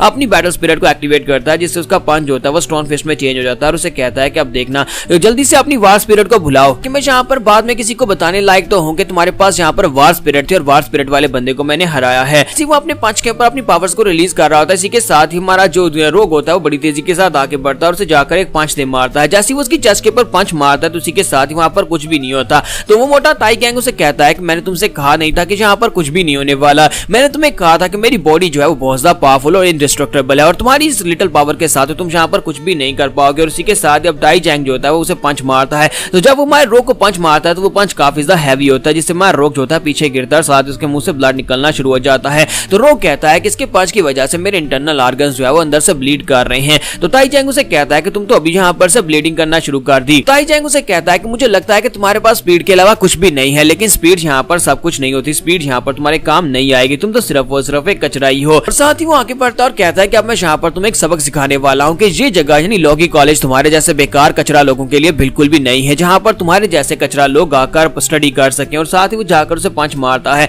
तो हमारा रोग जो होता है वो जल्दी से जंप करते पीछे की तरफ बढ़ता है ताकि उसके पंच को अवॉइड कर सके। तो वो उसे कहता है कि तुम यहाँ पर कब तक बच पाओगे, तुम कब तक यहाँ पर मेरे पंचेस को अवॉइड कर पाओगे। और रोग फिर से वहां पर उसके ऊपर अटैक करने के लिए आगे बढ़ता है और उसे कहता है कि तुम्हें किसने कहा कि मैं यहाँ पर छुपने वाला हूँ, यहाँ पर बचने वाला हूँ, मैं तो डायरेक्ट अटैक करने वाला हूँ। इस पर हमारा रोग जो होता है उसके मुंह के ऊपर जाकर किक मारता है, लेकिन ताई जैंग की बॉडी आर्मर बहुत ज्यादा पावरफुल होता है जिसकी वजह से उसे बिल्कुल फर्क ही नहीं पड़ता। यहाँ पर हमारी एपिसोड 04 का एंड करेंगे और नेक्स्ट एपिसोड में देखेंगे कि आखिर हमारा रोग यहाँ पर इस बड़े ताई जैंग को हराएगा कैसे। तो गाइस कैसे हैं आप सब लोग, बैटल स्पिरिट के एपिसोड 05 के साथ हाजिर हूं। तो लास्ट एपिसोड के एंड पे आपने देखा था कि हमारा रोग जो होता है वो ताई जैंग के साथ फाइट कर रहा था और जो फाइट काफी ज्यादा टफ होने वाली है क्योंकि ताई जैंग का बॉडी आर्मर बहुत ज्यादा स्ट्रॉन्गर होता है और हमारा रोग फिलहाल के लिए अपनी बैटल स्पिरिट को भी रिलीज नहीं कर सकता। तो उसी के साथ ताई जैंग जो होता है अपने दोनों हाथों को वहां पर जोड़ता है, पंच बनाता है और कहता है कि मैं यहाँ पर इस जगह पर तुम्हें मारने वाला हूँ और मुझे नहीं लगता कि तुम्हारे गायब होने के बाद किसी को कोई फर्क भी पड़ने वाला, किसी को पता भी नहीं चलेगा कि मैंने यहाँ पर तुम्हें मार दिया है। और वो अपनी एक स्पेशल टेक्निक जिसे माउंटेन हैमर कहते हैं उसके साथ ग्राउंड के ऊपर पंच मारता है। जैसे वो वहां पर ग्राउंड के ऊपर पंच मारता है तो एक जबरदस्त शॉक वेव निकलती है। इतनी पावरफुल शॉक वेव के साथ वहां पर एक धमाका होता है। ताई जैंग वहां से पीछे मुड़ जाता है और कहता है मुझे तो लगा था कि यहाँ पर इस लड़के को मारने में थोड़ी बहुत दिक्कत होगी क्योंकि इसके पास बैटल स्पिरिट होगी, लेकिन इस बेचारे के पास तो बैटल स्पिरिट ही नहीं थी। यहाँ पर ऐसे लोगों के ऊपर अपना टाइम वेस्ट नहीं करना चाहिए। उसे लगता है कि उसने यहाँ पर हमारे रोग को मार दिया, इसी वजह से वो यहाँ पर से वापस जा रहा होता है। तो जैसे ही वहां पर से पीछे मुड़ता है तो हमारा रोग उसे कहता है कि तुम वाकई में काफी स्ट्रॉन्ग हो, लेकिन क्या तुम्हें लगता है कि बस इतना काफी है, क्या तुम्हें लगता है कि इतना काफी है मुझे हराने के लिए। रोग की पूरी बॉडी वहां पर ब्लीड कर रही होती है, लेकिन इसी के साथ हमारा रोग जो होता है फिर से उसके सामने उनका खड़ा हो जाता है, अपनी बैटल स्पिरिट को एक्टिवेट करता है, अपनी बॉडी के ऊपर चढ़ाता है और उसे कहता है लेकिन इतना काफी नहीं है मुझे हराने के लिए, अब मैं यहाँ पर तुम्हें पीटने वाला हूँ क्योंकि अब मेरी बारी है। और इसी के साथ ही दूसरी तरफ डीप माउंटेन्स का सीन दिखाते हैं जहाँ पर एक लड़का जो कि ज़ाई फैमिली का हीरो होता है और उसके साथ एक छोटी बच्ची होती है, वो दोनों जो होते हैं वहां पर से आके बढ़ रहे होते हैं। तो वो बच्ची उसे कहती है कि क्या वाकई में हम लोग लॉगी कॉलेज में जाने वाले हैं। तो वो छोटी बच्ची जाओ बाओ से कहती है कि मिस्टर ज़ाई वैंग कहीं हम लोग वहां पर पहुंचने में लेट ना हो जाएं क्योंकि अब तक तो उनका कंपटीशन जो है वो स्टार्ट हो चुका होगा। तो ज़ाई वैंग उसे कहता है नहीं हम लोग बिल्कुल भी लेट नहीं होंगे। और इसी के साथ ही नेक्स्ट सीन जो होता है फिर से हमें फाइटिंग का ही दिखाया जाता है जहां पर हमारा जो रोग होता है वो फाइट करने के लिए फिर से रेडी होता है और उसे कहता है कि अब मेरी बारी, अब यहाँ पर मैं तुम्हें पीटने वाला हूँ। जबकि ताई जैंग उसे कहता है कि तुमने तो यहाँ पर मुझे बहुत ज्यादा सरप्राइज कर दिया, लगता है कि अब मुझे यहाँ पर अपनी बैटल स्पिरिट को रिलीज करना पड़ेगा तुम्हें मारने के लिए। और जैसे वो अपनी बैटल स्पिरिट को वहां पर रिलीज करता है तो हमारा जो रोग होता है वो इस बात से काफी हैरान होता है क्योंकि अभी तक उसने अपनी बैटल स्पिरिट को रिलीज नहीं किया था। और जब बैटल स्पिरिट को रिलीज किया जाता है तब ह्यूमन की पावर भी बहुत ज्यादा बढ़ जाती है। जैसे वो बैटल स्पिरिट को रिलीज करता है तो उसकी बैटल स्पिरिट जो होती है वो एक स्टोन बीस्ट होता है। तो वो कहता है क्या अब तुम्हें समझ आए कि मेरी बॉडी को यहाँ पर बीट करना इसी वजह से पॉसिबल नहीं है क्योंकि मेरी वार स्पिरिट जो है वो एक स्टोन बीस्ट है। और इसी के साथ हमारा जो रोग होता है वो उसे कहता है कि तुम्हारे पास यहाँ पर ये बैटल स्पिरिट है, इसका मतलब ये नहीं है कि मैं तुम्हें हरा नहीं सकता, मुझे यहाँ पर अपना बेस्ट देना होगा तब जाकर मैं तुम्हें हरा पाऊंगा। और इसी के साथ दिखाता है कि ताई जैंग जो होता है उसके ऊपर अटैक करने के लिए आगे बढ़ता है और कहता है कि तुम्हारे लिए बड़ी आनर की बात है कि तुम यहाँ पर मेरी बैटल स्पिरिट को देख पाए हो क्योंकि मैं अपनी बैटल स्पिरिट को ज्यादा देर के लिए बाहर नहीं रख सकता क्योंकि मेरे पास अभी इतनी एनर्जी नहीं है, लेकिन मैं इतनी देर में तुम्हें मार डालूंगा। और वो आगे बढ़कर उसे एक जबरदस्त पंच मारता है। तो जैसे वहां पर रोग को पंच मारता है, रोग अपने दोनों बाजू को सामने करते हुए उसके पंच वहां पर ब्लॉक करता है। हालांकि उसने अपनी बैटल स्पिरिट की एनर्जी को वहां पर एक्टिवेट किया होता है, लेकिन उसे जबरदस्त ब्लो पड़ता है जिसकी वजह से उसके मुंह से ब्लीडिंग होना शुरू हो जाती है और वो वहीं पर ग्राउंड के ऊपर गिर जाता है। ताई जैंग उसे कहता है कि ये क्या, तुम तो यहाँ पर फिर से ग्राउंड के ऊपर गिर गए, मुझे तो लगा था कि इस बार तुम मुझे पीटने वाले हो। और इसी के साथ ही हमारा जो रोग होता है वहीं पर से नीचे से उठता है और उसके कंधे के ऊपर से गर्दन के पास जाकर पंच दे मारता है और पीछे हटता है। तो वो कहता है कमीने कहीं कि ये तुम क्या कर रहे हो, मैंने तुम्हें पहले भी कहा था कि तुम्हारे पंचेस बिल्कुल बेकार हैं, लेकिन फिर भी तुम यहाँ पर मेरे पर पंचेस मार रहे हो। मैं तुम्हें अपनी और पावर दिखाता हूँ। और फिर से वहां पर अपनी बीस्ट की पावर को यूज करता है, यानी अपनी बैटल स्पिरिट की पावर को यूज करते हुए हमारे रोग के ऊपर एक और पंच मारता है। तो रोग अपने बाजू को सामने करते हुए पंच को ब्लॉक करता है, फिर साथ उसके कंधे के ऊपर वहां पर अटैक करता है। वो उसके कंधे के ऊपर पंच दे मारता है, तो इसी के साथ ही साइड के ऊपर दूसरे कंधे का यानी गर्दन के पास फिर से उसे पंच मारता है, जिसकी वजह से ताइजेंग जो था काफी ज्यादा गुस्सा होकर उसे कहता है बेवकूफ बच्चे, मैं तुम्हें कितनी बार बताऊं कि ये बिल्कुल बेकार है, यहाँ पर तुम मुझे जितने पंचेस मारे मुझे इस बात से बिल्कुल फर्क ही नहीं पड़ा, फिर तुम यहाँ पर मुझे पंचेस मार क्यों रहे हो। अब यहाँ पर ताइजेंग जो होता है एक स्पेशल स्किल जिसको डेवास्टेटिंग माउंटेन अर्थक्वेक कहते हैं उसको यूज करता है, वहां पर जबरदस्त एनर्जी निकलता है। हमारा ताइजेंग जो होता है थोड़ी देर के लिए पीछे उड़ता है, लेकिन फिर साथ ही वो फिर से अटैक करने के लिए आगे बढ़ता है। तो ताइजेंग कहता है कि मुझे लगता है कि तुम्हें वाकई में मरने की बहुत ज्यादा जल्दी है, जो तुम बार बार मेरे पर अटैक करने के लिए आगे बढ़े, और दोनों एक दूसरे के ऊपर अटैक करने के लिए आगे बढ़ते हैं, और जो दोनों का यहाँ पर मेरे हाल में फाइनल अटैक होने वाला है। और इसी के साथ ही दिखाता है कि मार रोक जो होता है उसके मुंह के ऊपर एक जबरदस्त पंच मारता है, तो जैसे ही उसके मुंह पर पंच मारता है तो ताइजेंग को तो कुछ नहीं होता, लेकिन ताइजेंग का पंच जो उसके पेट पर पड़ता है वो बहुत ज्यादा जबरदस्त होता है, जिससे हमारा रोक जो होता है उड़ता हुआ पीछे जाकर दीवार के साथ पटकता है, वहां पर गिर जाता है। गिरने के बाद वो फिर से वहां पर से उठता है, लेकिन ताइजेंग वहां पर सही सलामत खड़ा होता है अपनी वार स्पिरिट के साथ। उसकी वार स्पिरिट जो होती है वहां पर से गायब हो जाती है, क्योंकि वार स्पिरिट को वो ज्यादा देर तक एक्टिवेट नहीं रख पाता, उसके पास अभी यहाँ पर इतनी एनर्जी नहीं होती। तो वो कहता है कि मुझे लगता है कि अब यहाँ पर तुम्हें मारने के लिए मुझे वार स्पिरिट की जरूरत नहीं पड़ेगी, जितने मैंने तुम्हें पंचेस मार दिए तो तुम यहाँ पर उठ भी नहीं पाओगे, और उसके बाद अब यहाँ पर अपने बेयर हैंड्स के साथ मैं तुम्हें मार सकता हूँ। तो वो सामने की तरफ देख रहा था, तो हमारा रोक जो होता है फिर से उठकर खड़ा हो जाता है और उसे कहता है कि यहाँ पर हर किसी की कोई ना कोई कमजोरी होती है। हाँ ये बात ठीक है कि तुम्हारी माउंटेन वॉल टेक्निक काफी ज्यादा पावरफुल है और तुम्हारी बॉडी के ऊपर जो आर्मर है वो काफी ज्यादा स्ट्रॉन्गर है, लेकिन जितना ज्यादा बड़ा होगा बंदा उतनी ज्यादा उसकी बड़ी कमजोरी भी होगी, और जहाँ पर तुम्हारी भी कमजोरी है। और इस बात से ताइजेंग भी हैरान होता है। तो हमारा रोक जो होता है उसके सामने आकर खड़ा हो जाता है और कहता है कि तुम्हारी बॉडी जहाँ पर फ्लैश के साथ ही बनी है, यानी कि हमारी तरह मांस के साथ बनी है, और तुम्हारी जहाँ पर एक कमजोरी है। तो वो कहता है कि बकवास बंद करो, मेरी कोई कमजोरी नहीं है। तुम्हें क्या लगता है कि तुम यहाँ पर अपने पंचेस के साथ, छोटे छोटे पंचेस के साथ मुझे हरा सकते हो, मेरी बॉडी को डिस्ट्रॉय कर सकते हो? तो रोग उसे कहता है कि मुझे एक बात तो बताओ, क्या कभी किसी बी ने तुम्हें डंक मारा है? तुम्हें पता है कि जब बी किसी को डंक मारती है तो उस वक्त इतना दर्द नहीं होता, लेकिन बाद में वहां पर बहुत ज्यादा दर्द होता है। सेम तुम्हारे साथ भी यहाँ पर यही होने वाला है। मैंने यहाँ पर अपनी स्पिरिचुअल एनर्जी को तुम्हारी बॉडी के अंदर इन्फ्यूज कर दिया। मैंने अपने पंचेस के अंदर अपनी वार स्पिरिट यानी अपनी बैटल स्पिरिट को एक्टिवेट किया हुआ था, और वो सारी बैटल स्पिरिट जब पंच मारा तो तुम्हारी बॉडी के अंदर चली गई। अब जबकि मैं जल्दी से उस बैटल स्पिरिट को एक साथ तुम्हारी बॉडी के अंदर से बाहर निकालूंगा तो क्या होगा? वो बैटल स्पिरिट तुम्हारी बॉडी के अंदर तुम्हारी स्पिरिट के साथ कनेक्टेड हो चुकी है। अगर मैं उसे एकदम से बाहर खींच लेता हूं तो उसी वक्त तुम्हें यहाँ पर बहुत ज्यादा दर्द होने वाला है। तुम्हें इतना तेज झटका लगेगा कि तुम यहीं पर ग्राउंड के ऊपर गिर जाओगे और बेहोश हो जाओगे। थोड़ी देर के लिए तुम अपना दिमागी सल्तनत खो दोगे। तो वो अपनी बैटल स्पिरिट को एक्टिवेट करता है और उसे वापस खींचने की तैयारी करता है, जबकि ताइजेंग चिल्लाकर उसे कहता है रुको रुको प्लीज, हम लोग यहाँ पर बात कर सकते हैं, मैं तुम्हें पास दे देता हूँ। लेकिन हमारा रोग उसे कहता है कि नहीं, मैं यहाँ पर तुमसे बात नहीं करूंगा। और उसी के साथ वो एक स्पेशल टेक्निक जिसे शार्प एज कहते हैं, उसने स्पेशल टेक्निक को खुद से बनाया है। तो वो बैटल स्पिरिट को वापस खींचता है। जैसे वो बैटल स्पिरिट को वापस खींचता है तो ताइजेंग की बॉडी के अंदर से बैटल स्पिरिट बड़ी तेजी के साथ बाहर की तरफ निकलती है, जिससे उसे वहां पर इंटरनल ब्लीडिंग होना शुरू हो जाती है। उसे एक झटका लगता है और वो वहीं पर ग्राउंड के ऊपर गिर जाता है और बेहोश हो जाता है। रोग ने यहाँ पर अपनी पहली बैटल को जीत लिया, वो भी ताइजेंग के खिलाफ, जिसके बारे में कहा जाता है कि वो काफी ज्यादा पावरफुल लड़का है। और इसी के साथ ही मार रोग उसे कहता है कि मैं तुम्हें पहले कहा था कि तुम्हें थैंक यू बोलने की जरूरत नहीं है, अब ठीक है मैं अपना पास यहाँ पर से ले लेता हूँ। और वो उसके पास से पास ले लेता है और वहां पर से आगे बढ़ जाता है। तो जब हमारा रोग वहां पर चला जाता है, इसी के साथ ही नेक्स्ट सीन बाहर से फिर से ज़ाई वैंग का दिखाया जाता है कि ज़ाई वैंग और ज़ाओ बा दोनों वहां पर जाकर एक झरने के किनारे के ऊपर जाकर खड़े हो जाते हैं। तो ज़ाओ बा उसे कहती है कि मिस्टर ज़ाई वैंग, क्या वाकई में यहाँ पर इस वाटरफॉल के पीछे एंट्रेंस है कि जहाँ पर से हम लोग लोगी कॉलेज में पहुंच सकते हैं? तो वो कहता है हाँ, हम लोग यहीं पर से उसके कॉलेज में पहुंच सकते हैं। इसी के साथ ही ज़ाई वैंग उसे कहता है कि अब तुम पीछे रहो, मैं आगे बढ़कर तुम्हारे लिए रास्ता ओपन करता हूँ। और साथ ही वहां पर अपनी उंगली का इशारा करता है, तो वहां पर से झरना जो होता है वो हट जाता है, यानी झरने का पानी साइड के ऊपर हट जाता है। और उसके वहां पर हटने के बाद उसे कहता है कि ज़ाओ बाब यहाँ पर बिल्कुल भी हिलना मत। और साथ ही वो अपनी एनर्जी के साथ उसके इर्द गिर्द वहां पर एक बैरियर क्रिएट करता है, जो बैरियर के साथ वहां पर उसे उड़ाकर अपने साथ पानी के अंदर से लेकर आगे बढ़ता है, क्योंकि वो खुद वहां पर पानी के ऊपर चल सकता है। तो ज़ाई वैंग उसे कहता है कि चलो फिर हम भी चलते हैं लोगी कॉलेज में, जाकर अपने टेस्ट को पास करते हैं, क्योंकि टेस्ट को पास करना काफी ज्यादा जरूरी है। और इसी के साथ ही नेक्स्ट सीन जो होता है फिर से अंदर का दिखाया जाता है, जहां पर ताइजेंग जो होता है ग्राउंड के ऊपर बेहोश पड़ा होता है और एक कौवा जो होता है उसके ऊपर आकर बैठा होता है, साथ उसके ऊपर बीट भी कर देता है। और इसी के साथ ताइजेंग को होश आती है, वो उठकर बैठ जाता है और कहता है कि मेरा सर दर्द कर रहा है, मुझे लगा नहीं था कि उस लड़के के पास ऐसी कोई स्किल्स होंगे,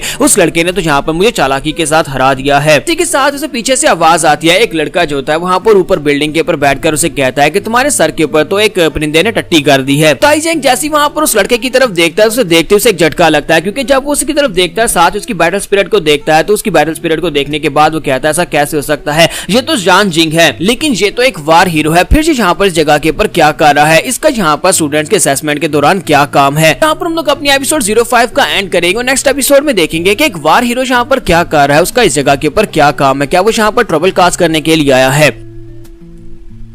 तो गाइस कैसे आप सब लोग बैटल स्पिरिट के एपिसोड 6 के साथ हाजिर हो। तो लास्ट एपिसोड के एंड पे हमने देखा था कि एक वार हीरो जो होता है वहां पर असेसमेंट अरीना में पहुंच जाता है जहां पर बच्चों का टेस्ट चल रहा होता है। वहां पर नीचे उतरता है, ताई जैंग से कहता है कि तुमने तो यहाँ पर बहुत ही बुरी तरह से मार खाई है, मैंने सारे की सारी फाइटिंग ऊपर खड़े होकर देखी है। कि ताई जैंग जो होता है उसके वहां पर नीचे उतरने के बाद से कहता है कि सर बताए कि मैं आपके साथ ही। ताई जैंग वहां पर सोच रहा था कि मुझे यहाँ पर बहुत ही पावरफुल प्रेशर महसूस हो रहा है, इसे देखकर लगता है कि हम लोग सेम लेवल के ऊपर नहीं है। ये वार हीरो है और यहाँ पर क्या कर रहा है, इसकी वार स्पिरिट भी यहाँ पर एक्टिवेटेड है। वार हीरो जो होता है वो से कहता है कि क्या तुम्हें पता है कि यहाँ पर उस लड़के ने क्या किया। उस लड़के ने बहुत ही इंटरेस्टिंग काम किया। उस लड़के ने यहाँ पर अपनी बैटल स्पिरिट को तुम्हारी बॉडी के अंदर इंजेक्ट कर दिया, उसकी स्पिरिचुअल एनर्जी को तुम्हारी बॉडी के अंदर डाला और उसके बाद जब जहाँ पर तुम्हें इस बात का अंदाजा भी नहीं था, उसने एकदम से अपनी स्पिरिचुअल एनर्जी को वापस खींच दिया, जिसकी वजह से तुम्हारी बॉडी के ऊपर बहुत ही बड़ा झटका लगा, जिसकी वजह से तुम यहाँ पर हार गए हो। तो यहाँ पर उस लड़के से फाइट करना चाहता हूँ और देखना चाहता हूँ कि ये लड़का और क्या कुछ कर सकता है। तो ताई जैंग कहता है शुक्र है कि इसने यहाँ पर मुझे इग्नोर कर दिया। और इसी के साथ ही जब वो वहाँ पर जाने लगता है तो वो कहता है कि तुमने थोड़ी देर पहले यहाँ पर क्या कहा था कि तुम्हारी बॉडी जो है वो इंडिस्ट्रक्टेबल है, यानी कि कोई तुम्हारी बॉडी को तोड़ नहीं सकता। तो वो कहता है नहीं नहीं ऐसी बात नहीं है, मैं तो बस यहाँ पर उस लड़के के सामने लंबी लंबी छोड़ रहा था, ऐसी बात नहीं है, मेरी बॉडी यहाँ पर इतनी भी इंडिस्ट्रक्टेबल नहीं है। तब बेचारा ताई जैंग वहाँ पर उसके सामने भी बात ही कर रहा था कि उसकी स्पिरिट जो है वो सिर्फ और सिर्फ यहाँ पर उसकी बॉडी को एक आर्मर देती है, जिससे उसका डिफेंस काफी स्ट्रॉन्ग हो जाता है। इसी के साथ उसके माथे के ऊपर वहां से उसकी बॉडी के ऊपर एक कट लगता है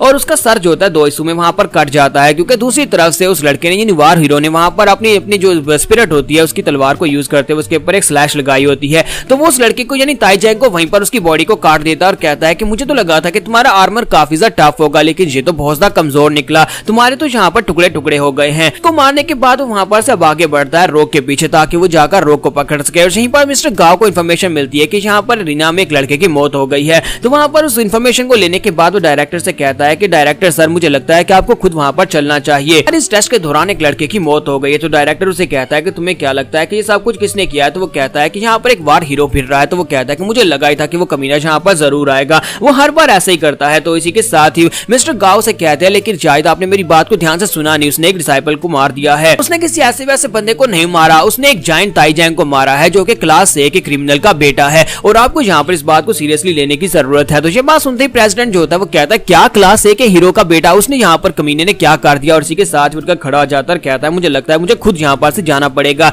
और यहीं पर हमें क्रिमिनल्स के लेवल के बारे में बताया जाता है कि क्रिमिनल्स को यहाँ पर कैटेगरीज दी गई हैं, जिसमें class C, class B, class A और सबसे एक्सट्रीम जो बहुत ज्यादा डेंजरस क्रिमिनल्स हैं उनको क्लास एस का दर्जा दिया जाता है। और क्लास ए के ग्रुप के जो लोग हैं वो यानी क्लास एस से नीचे हैं तो वो बहुत ज्यादा पावरफुली होते हैं, तो उनको भी यहाँ पर पावरफुली कंसीडर किया जाता है। और उनके लोग ही कॉलेज के अंदर ज्यादातर जो क्रिमिनल्स के बेटे आते हैं वो क्लास ए और क्लास बी से ताल्लुक रखते हैं, इसी वजह से कि क्लास ए के बेटे को यहाँ पर मार दिया गया है तो उसे यहाँ पर एक्सप्लेनेशन देनी पड़ेगी और वो काफी खतरनाक हो सकते हैं। इसी की वजह से मिस्टर प्रेसिडेंट जो होते हैं वो खुद उठकर खड़ा होता है और कहता है कि मुझे लगता है कि मुझे खुद ही जाकर इस मसले को हैंडल करना होगा। अगर यहाँ पर और ज्यादा लोगों की मौत होती है तो फिर मिस्टर डीन जो है वो मुझे बिल्कुल भी नहीं छोड़ेंगे। फिर से हमें असेसमेंट जोन का दिखाया जाता है जहाँ पर उन्हें बताया जाता है कि तुम्हारे पास सिर्फ और सिर्फ 30 मिनट बचे हैं, 30 मिनट के अंदर अंदर तुम्हें यहाँ पर अपने लिए पास ढूंढना होगा। लेकिन हमारा रोग जो होता है अभी भी यहाँ पर लोगों के साथ फाइट कर रहा था क्योंकि वो लोग उसका पास छीनने की कोशिश कर रहे होते हैं। तो वहां पर एक लड़के के ऊपर वो अटैक करता है, जबकि वो लड़का भी सोच रहा था कि मुझे तो लगा था कि इस लड़के को दबाना बहुत ज्यादा आसान होगा क्योंकि ये काफी ज्यादा कमजोर दिखाई देता है, ये कि इस लड़का तो बिल्कुल एक मॉन्स्टर की तरह है।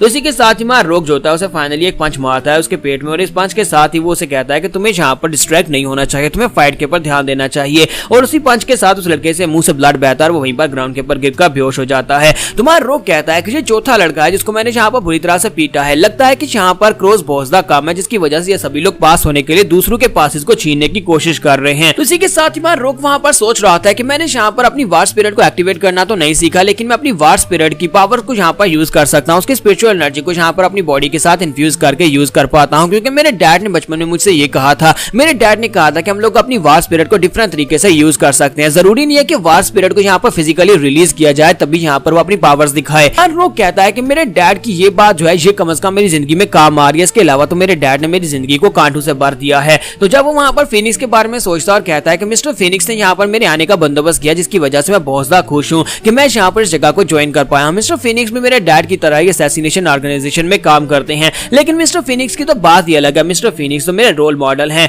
और इसी के साथ ही वार हीरो वहां पर पहुंच जाता है, वहां पर ताली बजाते हुए उसे कहता है कि इतना बुरा नहीं, तुम वाकई में काफी ज्यादा इंटरेस्टिंग हो। मैंने यहाँ पर तुम्हारी पांचों फाइट्स को देखा और पांचों फाइट्स देखने के बाद अब मेरा भी मन कर रहा है तुमसे फाइट करने का। तो हमारा रोग उसे कहता है क्या तुम भी यहाँ पर मेरे पास से मेरा पास छीनने के लिए आए हो। तो वो कहता है कि नहीं मैं यहाँ पर से तुम्हारे पास तुम्हारा पास छीनने के लिए बिल्कुल भी नहीं आया, मैं तो यहाँ पर तुमसे फाइट करने के लिए आया, तो क्या तुम यहाँ पर मुझे अपने फाइटिंग स्किल्स दिखाओगे। तुम्हारा रोग फाइटिंग मोड में आ जाता है और कहता है कि बकवास बंद करो। मैं यहाँ पर तुम्हारी किसी बकवास को सुनने के लिए तैयार नहीं हूँ, चलो जल्दी से यहाँ पर फाइट करते हैं। और इसी के साथ वो सोच रहा होता है कि मुझे लगता है कि मुझे यहाँ पर अब समझ आ चुकी है कि मैं अपनी जो स्पिरिचुअल एनर्जी है उसको कैसे यूज कर सकता हूँ। 5 फाइट्स जीतने के बाद अब मुझे अंदाजा है कि मैं यहाँ पर इसको कैसे हरा सकता हूँ। जबकि दूसरी तरफ से वार हीरो जिसका नाम मून बयोंग होता है, तो मून बयोंग कहता है कि लड़के, क्या तुम्हें वाकई में लगता है कि तुम यहाँ पर मेरे साथ फाइट करके मुझसे जीत पाओगे, और तुम्हें क्या लगता है कि तुम यहाँ पर जिस स्टैंस में खड़े हो इस स्टैंस में भी तुम यहाँ पर मुझे हरा सकते हो। और इसी के साथ ही अपनी उंगली को सामने की तरफ करता है और वहां पर से स्पिरिचुअल एनर्जी की बुलेट को शूट करता है। और वो स्पिरिचुअल एनर्जी की बुलेट जो होती है वो हमारे रोग के गाल के पास से गुजरती है, जिसकी वजह से उसके गाल के ऊपर कट लग जाता है।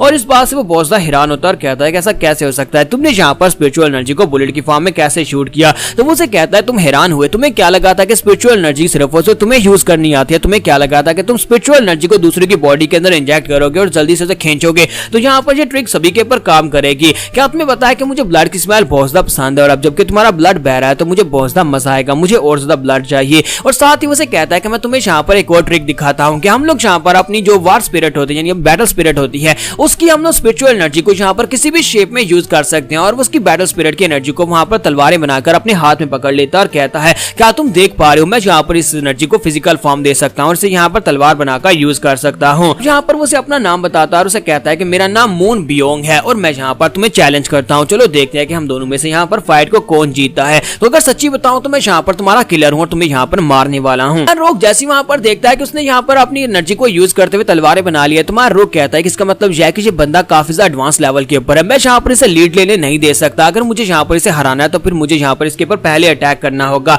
मैं यहाँ पर अपनी स्पिरिचुअल बॉडी को एक्टिवेट नहीं कर सकता, अपनी वार स्पिरिट यानी बैटल स्पिरिट को एक्टिवेट नहीं कर सकता, तो मैं उसकी स्पिरिचुअल एनर्जी को अपनी बॉडी के साथ कवर कर लेता हूँ, उसकी स्पिरिचुअल एनर्जी के साथ अपनी बॉडी को कवर कर लेता हूँ कि मैं यहाँ पर इसकी स्पिरिचुअल एनर्जी के ब्लेड के स्लैशेस से अपने आप को बचा सकूं। और मुझे यहाँ पर इसका कोई ना कोई फ्लॉ ढूंढना होगा, मुझे इसकी कमजोरी ढूंढनी होगी। तो मून बियोंग उसे कहता है कि लड़के तुम काफी ज्यादा इंटरेस्टिंग हो, तुमने कम से कम यहाँ पर ये तो सोचा कि अगर तुम अपनी स्पिरिचुअल एनर्जी से अपनी बॉडी को कवर कर लोगे तो तुम मेरी स्लैशेस से बच जाओगे। लेकिन अफसोस कि तुम्हें यहाँ पर अभी तक इसको ठीक तरह से यूज करना नहीं आता और तुम्हें यह भी अंदाजा नहीं है कि सामने वाले ओपोनेंट ने कितनी ज्यादा स्ट्रेंथ को यूज करना है और तुम्हें कितनी ज्यादा स्पिरिचुअल पावर के साथ अपनी बॉडी को कवर करना है। अब मैं तुम्हें कुछ दिखाता हूँ। और इसी के साथ ही वो अपनी तलवार को सामने की तरफ फेंकता है और उसकी तलवार जो होती है बड़ी तेजी के साथ उड़ती हुई हमारे रोग की बॉडी के आर पार हो जाती है, क्योंकि हमारे रोग की बॉडी के ऊपर जो स्पिरिचुअल एनर्जी की शील्ड होती है वो उसको बिल्कुल भी रोक नहीं पाती और हमारा रोग जो होता है बुरी तरह जख्मी हो जाता है, उसके मुंह से ब्लड निकलना शुरू हो जाता है और साथ उसके एब्डोमेन वहां पर बुरी तरह से पियर्स होती है। तो मून बियोंग उसे कहता है कि अब तुम्हें यहाँ पर समझ आई कि तुम्हारी स्पिरिचुअल एनर्जी के साथ तुम चाहे कितना ही पावरफुल बैरियर क्यों ना बना लो, तुम यहाँ पर मेरे कैलिबर के बंदे को बिल्कुल भी नहीं रोक पाओगे। रोग जो होता है वहां पर अपने पेट के ऊपर हाथ रख के खड़ा होता है, कहता है कि जो बहुत ज्यादा दर्द कर रहा है, इसका मतलब यह है कि इस बंदे के सामने मेरे जीतने के चांसेस 0 हैं।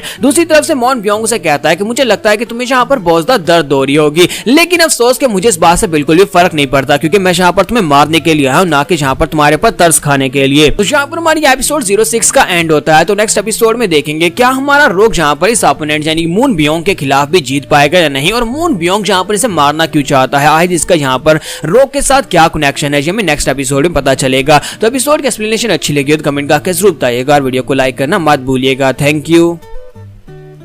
तो गाइस कैसे हैं आप सब लोग, बैटल स्पिरिट के एपिसोड 07 के साथ हाजिर हूं। तो लास्ट एपिसोड के एंड पे हमने देखा था कि हमारा रोग जो होता है वहां पर उसकी एनर्जी की स्वर्ड के साथ हिट होता है, जिसकी वजह से उसका खून बह रहा होता है और उसे दर्द हो रही होती है। जबकि दूसरी तरफ से मून बयोंग उसे कहता है कि तुम्हें क्या लगता है कि मुझे यहाँ पर इस बात से कोई फर्क पड़ता है कि तुम्हें कितना दर्द हो रहा है, क्योंकि मैं तो यहाँ पर तुम्हें मारने के लिए आया हूँ। और इसी के साथ उसे कहता है कि तुम तो अभी यहाँ पर बहुत ज्यादा छोटे बच्चे हो, तुम्हें तो बिल्कुल पता ही नहीं है कि स्पिरिचुअल एनर्जी को कैसे कैसे यूज किया जा सकता है। क्या तुम्हें पता है कि हम लोग अपनी स्पिरिचुअल एनर्जी को सिर्फ और सिर्फ यहाँ पर शील्ड बनाने के लिए नहीं बल्कि बहुत सारे कामों के लिए यूज कर सकते हैं। हमारी बैटल स्पिरिट को यहाँ पर रिलीज करना भी जरूरी नहीं होता, हम लोग अपनी बैटल स्पिरिट को दूसरे तरीकों से यहाँ पर यूज कर सकते हैं। उसकी एनर्जी को अगर उंगली में चैनल करोगे तुम उसे बुलेट की तरह शूट कर सकते हो, अगर तुम उसे यहाँ पर अपने हेड में यूज करोगे तो तुम उसके साथ अपने दिमाग को तेज कर सकते हो, बॉडी को स्ट्रॉन्ग बना सकते हो, यहाँ तक अपने पाँव में किंग कॉन्ग की तरह यहाँ पर उसको अपनी फास्ट स्पीड के लिए यूज कर सकते हो। मैं यहाँ पर एक और बात बताता हूँ कि अगर तुम यहाँ पर एडवांस लेवल पर पहुंच जाते हो जहाँ पर तुम स्पिरिट को यहाँ पर मैनिफेस्ट कर सकते हो, तो उसके साथ तुम यहाँ पर उसको मटेरियलाइज कर सकते हो, जैसे कि मैं यहाँ पर अभी तुम्हें दिखाने वाला हूँ। इसी के साथ ही फिर से वहां पर अटैक करता है, तो अपनी एनर्जी के साथ वहां पर एनर्जी बीम्स की तरह उसके ऊपर अटैक करता है। तो इसी के साथ ही हमारा रोग जो होता है जल्दी से जंप करते हुए साइड के ऊपर हट जाता है। लेकिन वो अटैक इतना भी सिंपल नहीं था, क्योंकि मून ने वहां पर जो अटैक यूज किया था उस अटैक को वो अपनी मर्जी से कंट्रोल कर सकता है। और इसी के साथ ही वो अटैक यानी कि वो तरंगे जो थी वो पीछे चली गई थी, वो एनर्जी वेव्स जो थी वापस से पीछे से आती है और उसके ऊपर अटैक कर देती हैं और उसका कंधा पियर्स हो जाता है। और इस बात से हमारा रोग और भी हैरान होता है और वो जख्मियों का ग्राउंड के ऊपर गिर जाता है और कहता है आखिर ये बंदा कौन से लेवल पर है, इसकी एनर्जी के मैनिपुलेट करने की टेक्निक्स बहुत ज्यादा बेहतर है। यानी कि मैंने तो कभी ऐसा सोचा भी नहीं था कि मैं अपनी बैटल स्पिरिट की एनर्जी को इस तरह से यूज कर पाऊंगा, लेकिन ये तो यहाँ पर ये सब कुछ कर पा रहा है। तो मून उसे कहता है कि मैं यहाँ पर हर डायरेक्शन से अपनी एनर्जी को कंट्रोल कर सकता हूँ। क्या तुम्हें पता है कि यहाँ पर एनर्जी को हम लोग इस तरह से कंट्रोल कर सकते हैं? मुझे नहीं लगता कि तुम्हें इस बारे में पता होगा। और इसी के साथ ही अपने हाथ में तलवार बनाता है और उसे कहता है क्या तुम्हें पता है कि तुम्हारे डैड जो थे ये सब कुछ यूज करने के काफी बड़े उस्ताद थे? क्या तुम्हारे डैड जीडो ने तुम्हें इस बारे में कुछ भी नहीं बताया? मुझे लगता है कि उन्होंने यहाँ पर तुम्हें थोड़ा बहुत तो सिखाना चाहिए था। और इसी के साथ ही वो अपनी तलवार को लेकर सामने की तरफ एक स्पेशल अटैक करता है, जिससे सामने की तरफ एनर्जी ब्लास्ट होता है, जिसे ग्लोरी डांस कहते हैं। और हमारा रोग उसके साथ हिट होने के बाद उड़ता पीछे जाकर दीवार के साथ टकराता है। हमारा रोग वहां पर सोच रहा था कि मुझे लगता है कि यहाँ पर आने के बाद भी मेरे डैड की वजह से मेरे लिए मुश्किल क्रिएट हो रही है और ये बंदा मेरे डैड की वजह से मेरे पर अटैक कर रहा है। और दूसरी तरफ यंग मास्टर जाई वैंग को दिखाता है कि जाई वैंग जो होता है वो भी एनर्जी की स्पिरिचुअल एनर्जी को फ्लक्चुएशंस को महसूस करता है और कहता है कि लगता है कि कोई फाइट कर रहा है। और इसी के साथ ही वो से कहता है कि जाओ बाबू, मुझे लगता है कि मुझे यहाँ पर से चलना चाहिए। तो वो कहती है हाँ हाँ ठीक है मैं आ रही हूँ। और वो वहां पर से पास कलेक्ट कर रही होती है और कहती है कि हमारे पास तो यहाँ पर टोटल 20 पासेस हो चुके हैं, तो हम लोग यहाँ पर तो आसानी से पास हो जाएंगे। तो वो से कहता है कि हमें यहाँ पर 20 की जरूरत नहीं है, सिर्फ 2 को रख लो और बाकी के सभी को वहीं पर फेंक दो। तो वो कहती है आई आई बॉस मैं यहाँ पर आ गई। और इसी के साथ ही वहां पर बाकी के पासेस को फेंक देती है। और दूसरी तरफ दिखाते हैं कि डायरेक्टर और उसके साथ मिस्टर गाओ जो होते हैं वो लोग भी बिल्डिंग के ऊपर आकर खड़े हो जाते हैं और यहाँ पर फाइटिंग को देखना शुरू कर देते हैं। तो प्रेसिडेंट कहते हैं कि देखो तो जरा यहाँ पर जो अटैक था वो काफी ज्यादा पावरफुल था, लगता है कि ये वार हीरो यानी कि मून बायरियोंग जो है ये काफी ज्यादा पावरफुल है, यानी कि इसके बारे में तुम्हें पहले से पता है कि वो पावरफुल है। लेकिन वो लड़का रोग अभी तक उसके सामने खड़ा है, इसका मतलब यह है कि वो भी कुछ कम नहीं है। तो डायरेक्टर कहता है कि मुझे पता था कि ये कमीना मून यहाँ पर कोई ना कोई ट्रबल का जरूर करेगा, क्योंकि हर बार के कंपटीशन में इसका यही रोना होता है, हर बार कंपटीशन में ये ऐसे ही कुछ करता है। लेकिन इस वक्त यहाँ पर किसके साथ फाइट कर रहा है, क्योंकि दूसरी तरफ वहाँ रोग जो होता है वहाँ पर गिरा पड़ा होता है और वहाँ पर काफी ज्यादा धुआं होता है। तो प्रेसिडेंट जैसे वहाँ पर सामने की तरफ देखता है तो वो देखकर काफी हैरान होता है और कहता है ये तो रोग है, यानी ये जीडो का बेटा है।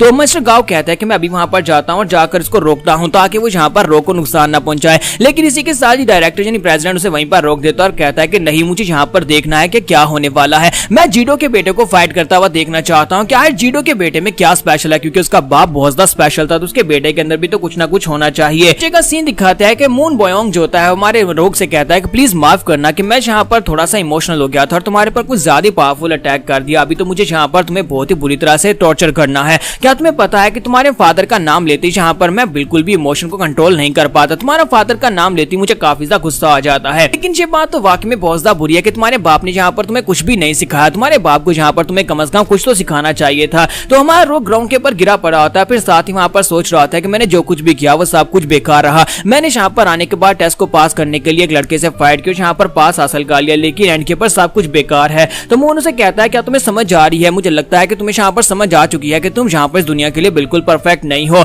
अब जल्दी से उठकर खड़े हो और अपनी स्पिरिट को रिलीज करो। अगर तुम अपनी बैटल स्पिरिट को रिलीज नहीं करोगे तो फिर तुम यहाँ पर जीत नहीं पाओगे। और इसी के साथ ही वो अपनी बैटल स्पिरिट को रिलीज करता है। उसकी बैटल स्पिरिट का नाम अमिताभा होता है। तो वो कहता है कि अब मैं यहाँ पर सीरियस होने वाला हूँ, तो अगर तुम यहाँ पर जिंदा रहना चाहते हो तो सीरियस होना पड़ेगा। और हमारा रोग उसकी तरफ देख रहा होता है, कहता है कितनी मेहनत करने का क्या फायदा हुआ जबकि मैं यहाँ पर आगे भी नहीं बढ़ सकता। मिस्टर गाओ जो होता है वो डायरेक्टर से कहता है कि डायरेक्टर क्या वाकई में वहां पर नहीं जाने वाले, क्या आप इस फाइट को रुकवाएंगे? नहीं। तो वो कहता है नहीं, मुझे यहाँ पर देखना है, मुझे देखना है कि वो लड़का रोग यहाँ पर उसके अमिताभा स्पिरिट के सामने कैसे टिक पाता है। और दूसरी तरफ दिखाते हैं कि मून जो होता है वो अपनी बैटल स्पिरिट को एक्टिवेट करने के बाद वहां पर अपने एक स्पेशल स्किल जिसका नाम अमिताभा रेन स्टॉर्म होता है इसको यूज करता है। तो वहां पर बहुत सारी एनर्जी जो होती है वो बारिश की तरह वहां पर नीचे ग्राउंड के ऊपर गिरती है, बिल्कुल जैसे आइस क्रिस्टल्स होती है, बिल्कुल वैसे ही वहां पर एनर्जी बीम्स जो होती है ग्राउंड के ऊपर जाकर गिरती है। तो वहां पर से धुआं हटने के बाद दिखाते हैं कि वो काफी सारी बीम्स जो होती है हमारे रोग की बॉडी के अंदर भी दंस चुकी होती है। तो वो उसे कहता है कि रोग तुमने तो मुझे काफी ज्यादा डिसअपॉइंट कर दिया, जीडो का बेटा होने के नाते कम से कम तुम्हें यहाँ पर मुझे फेस तो करना चाहिए था। फिर साथ ही वो ऊपर देखता है और कहता है कि तुम दोनों कब तक यहाँ पर इस ड्रामा को देखने वाले हो? मुझे लगता है कि तुम लोगों को यहाँ पर आकर मुझे रोक देना चाहिए था। क्या तुम लोग यहाँ पर इस लड़के में इंटरेस्टेड हो, इसी वजह से तुम यहाँ पर इस मैच को देख रहे हो?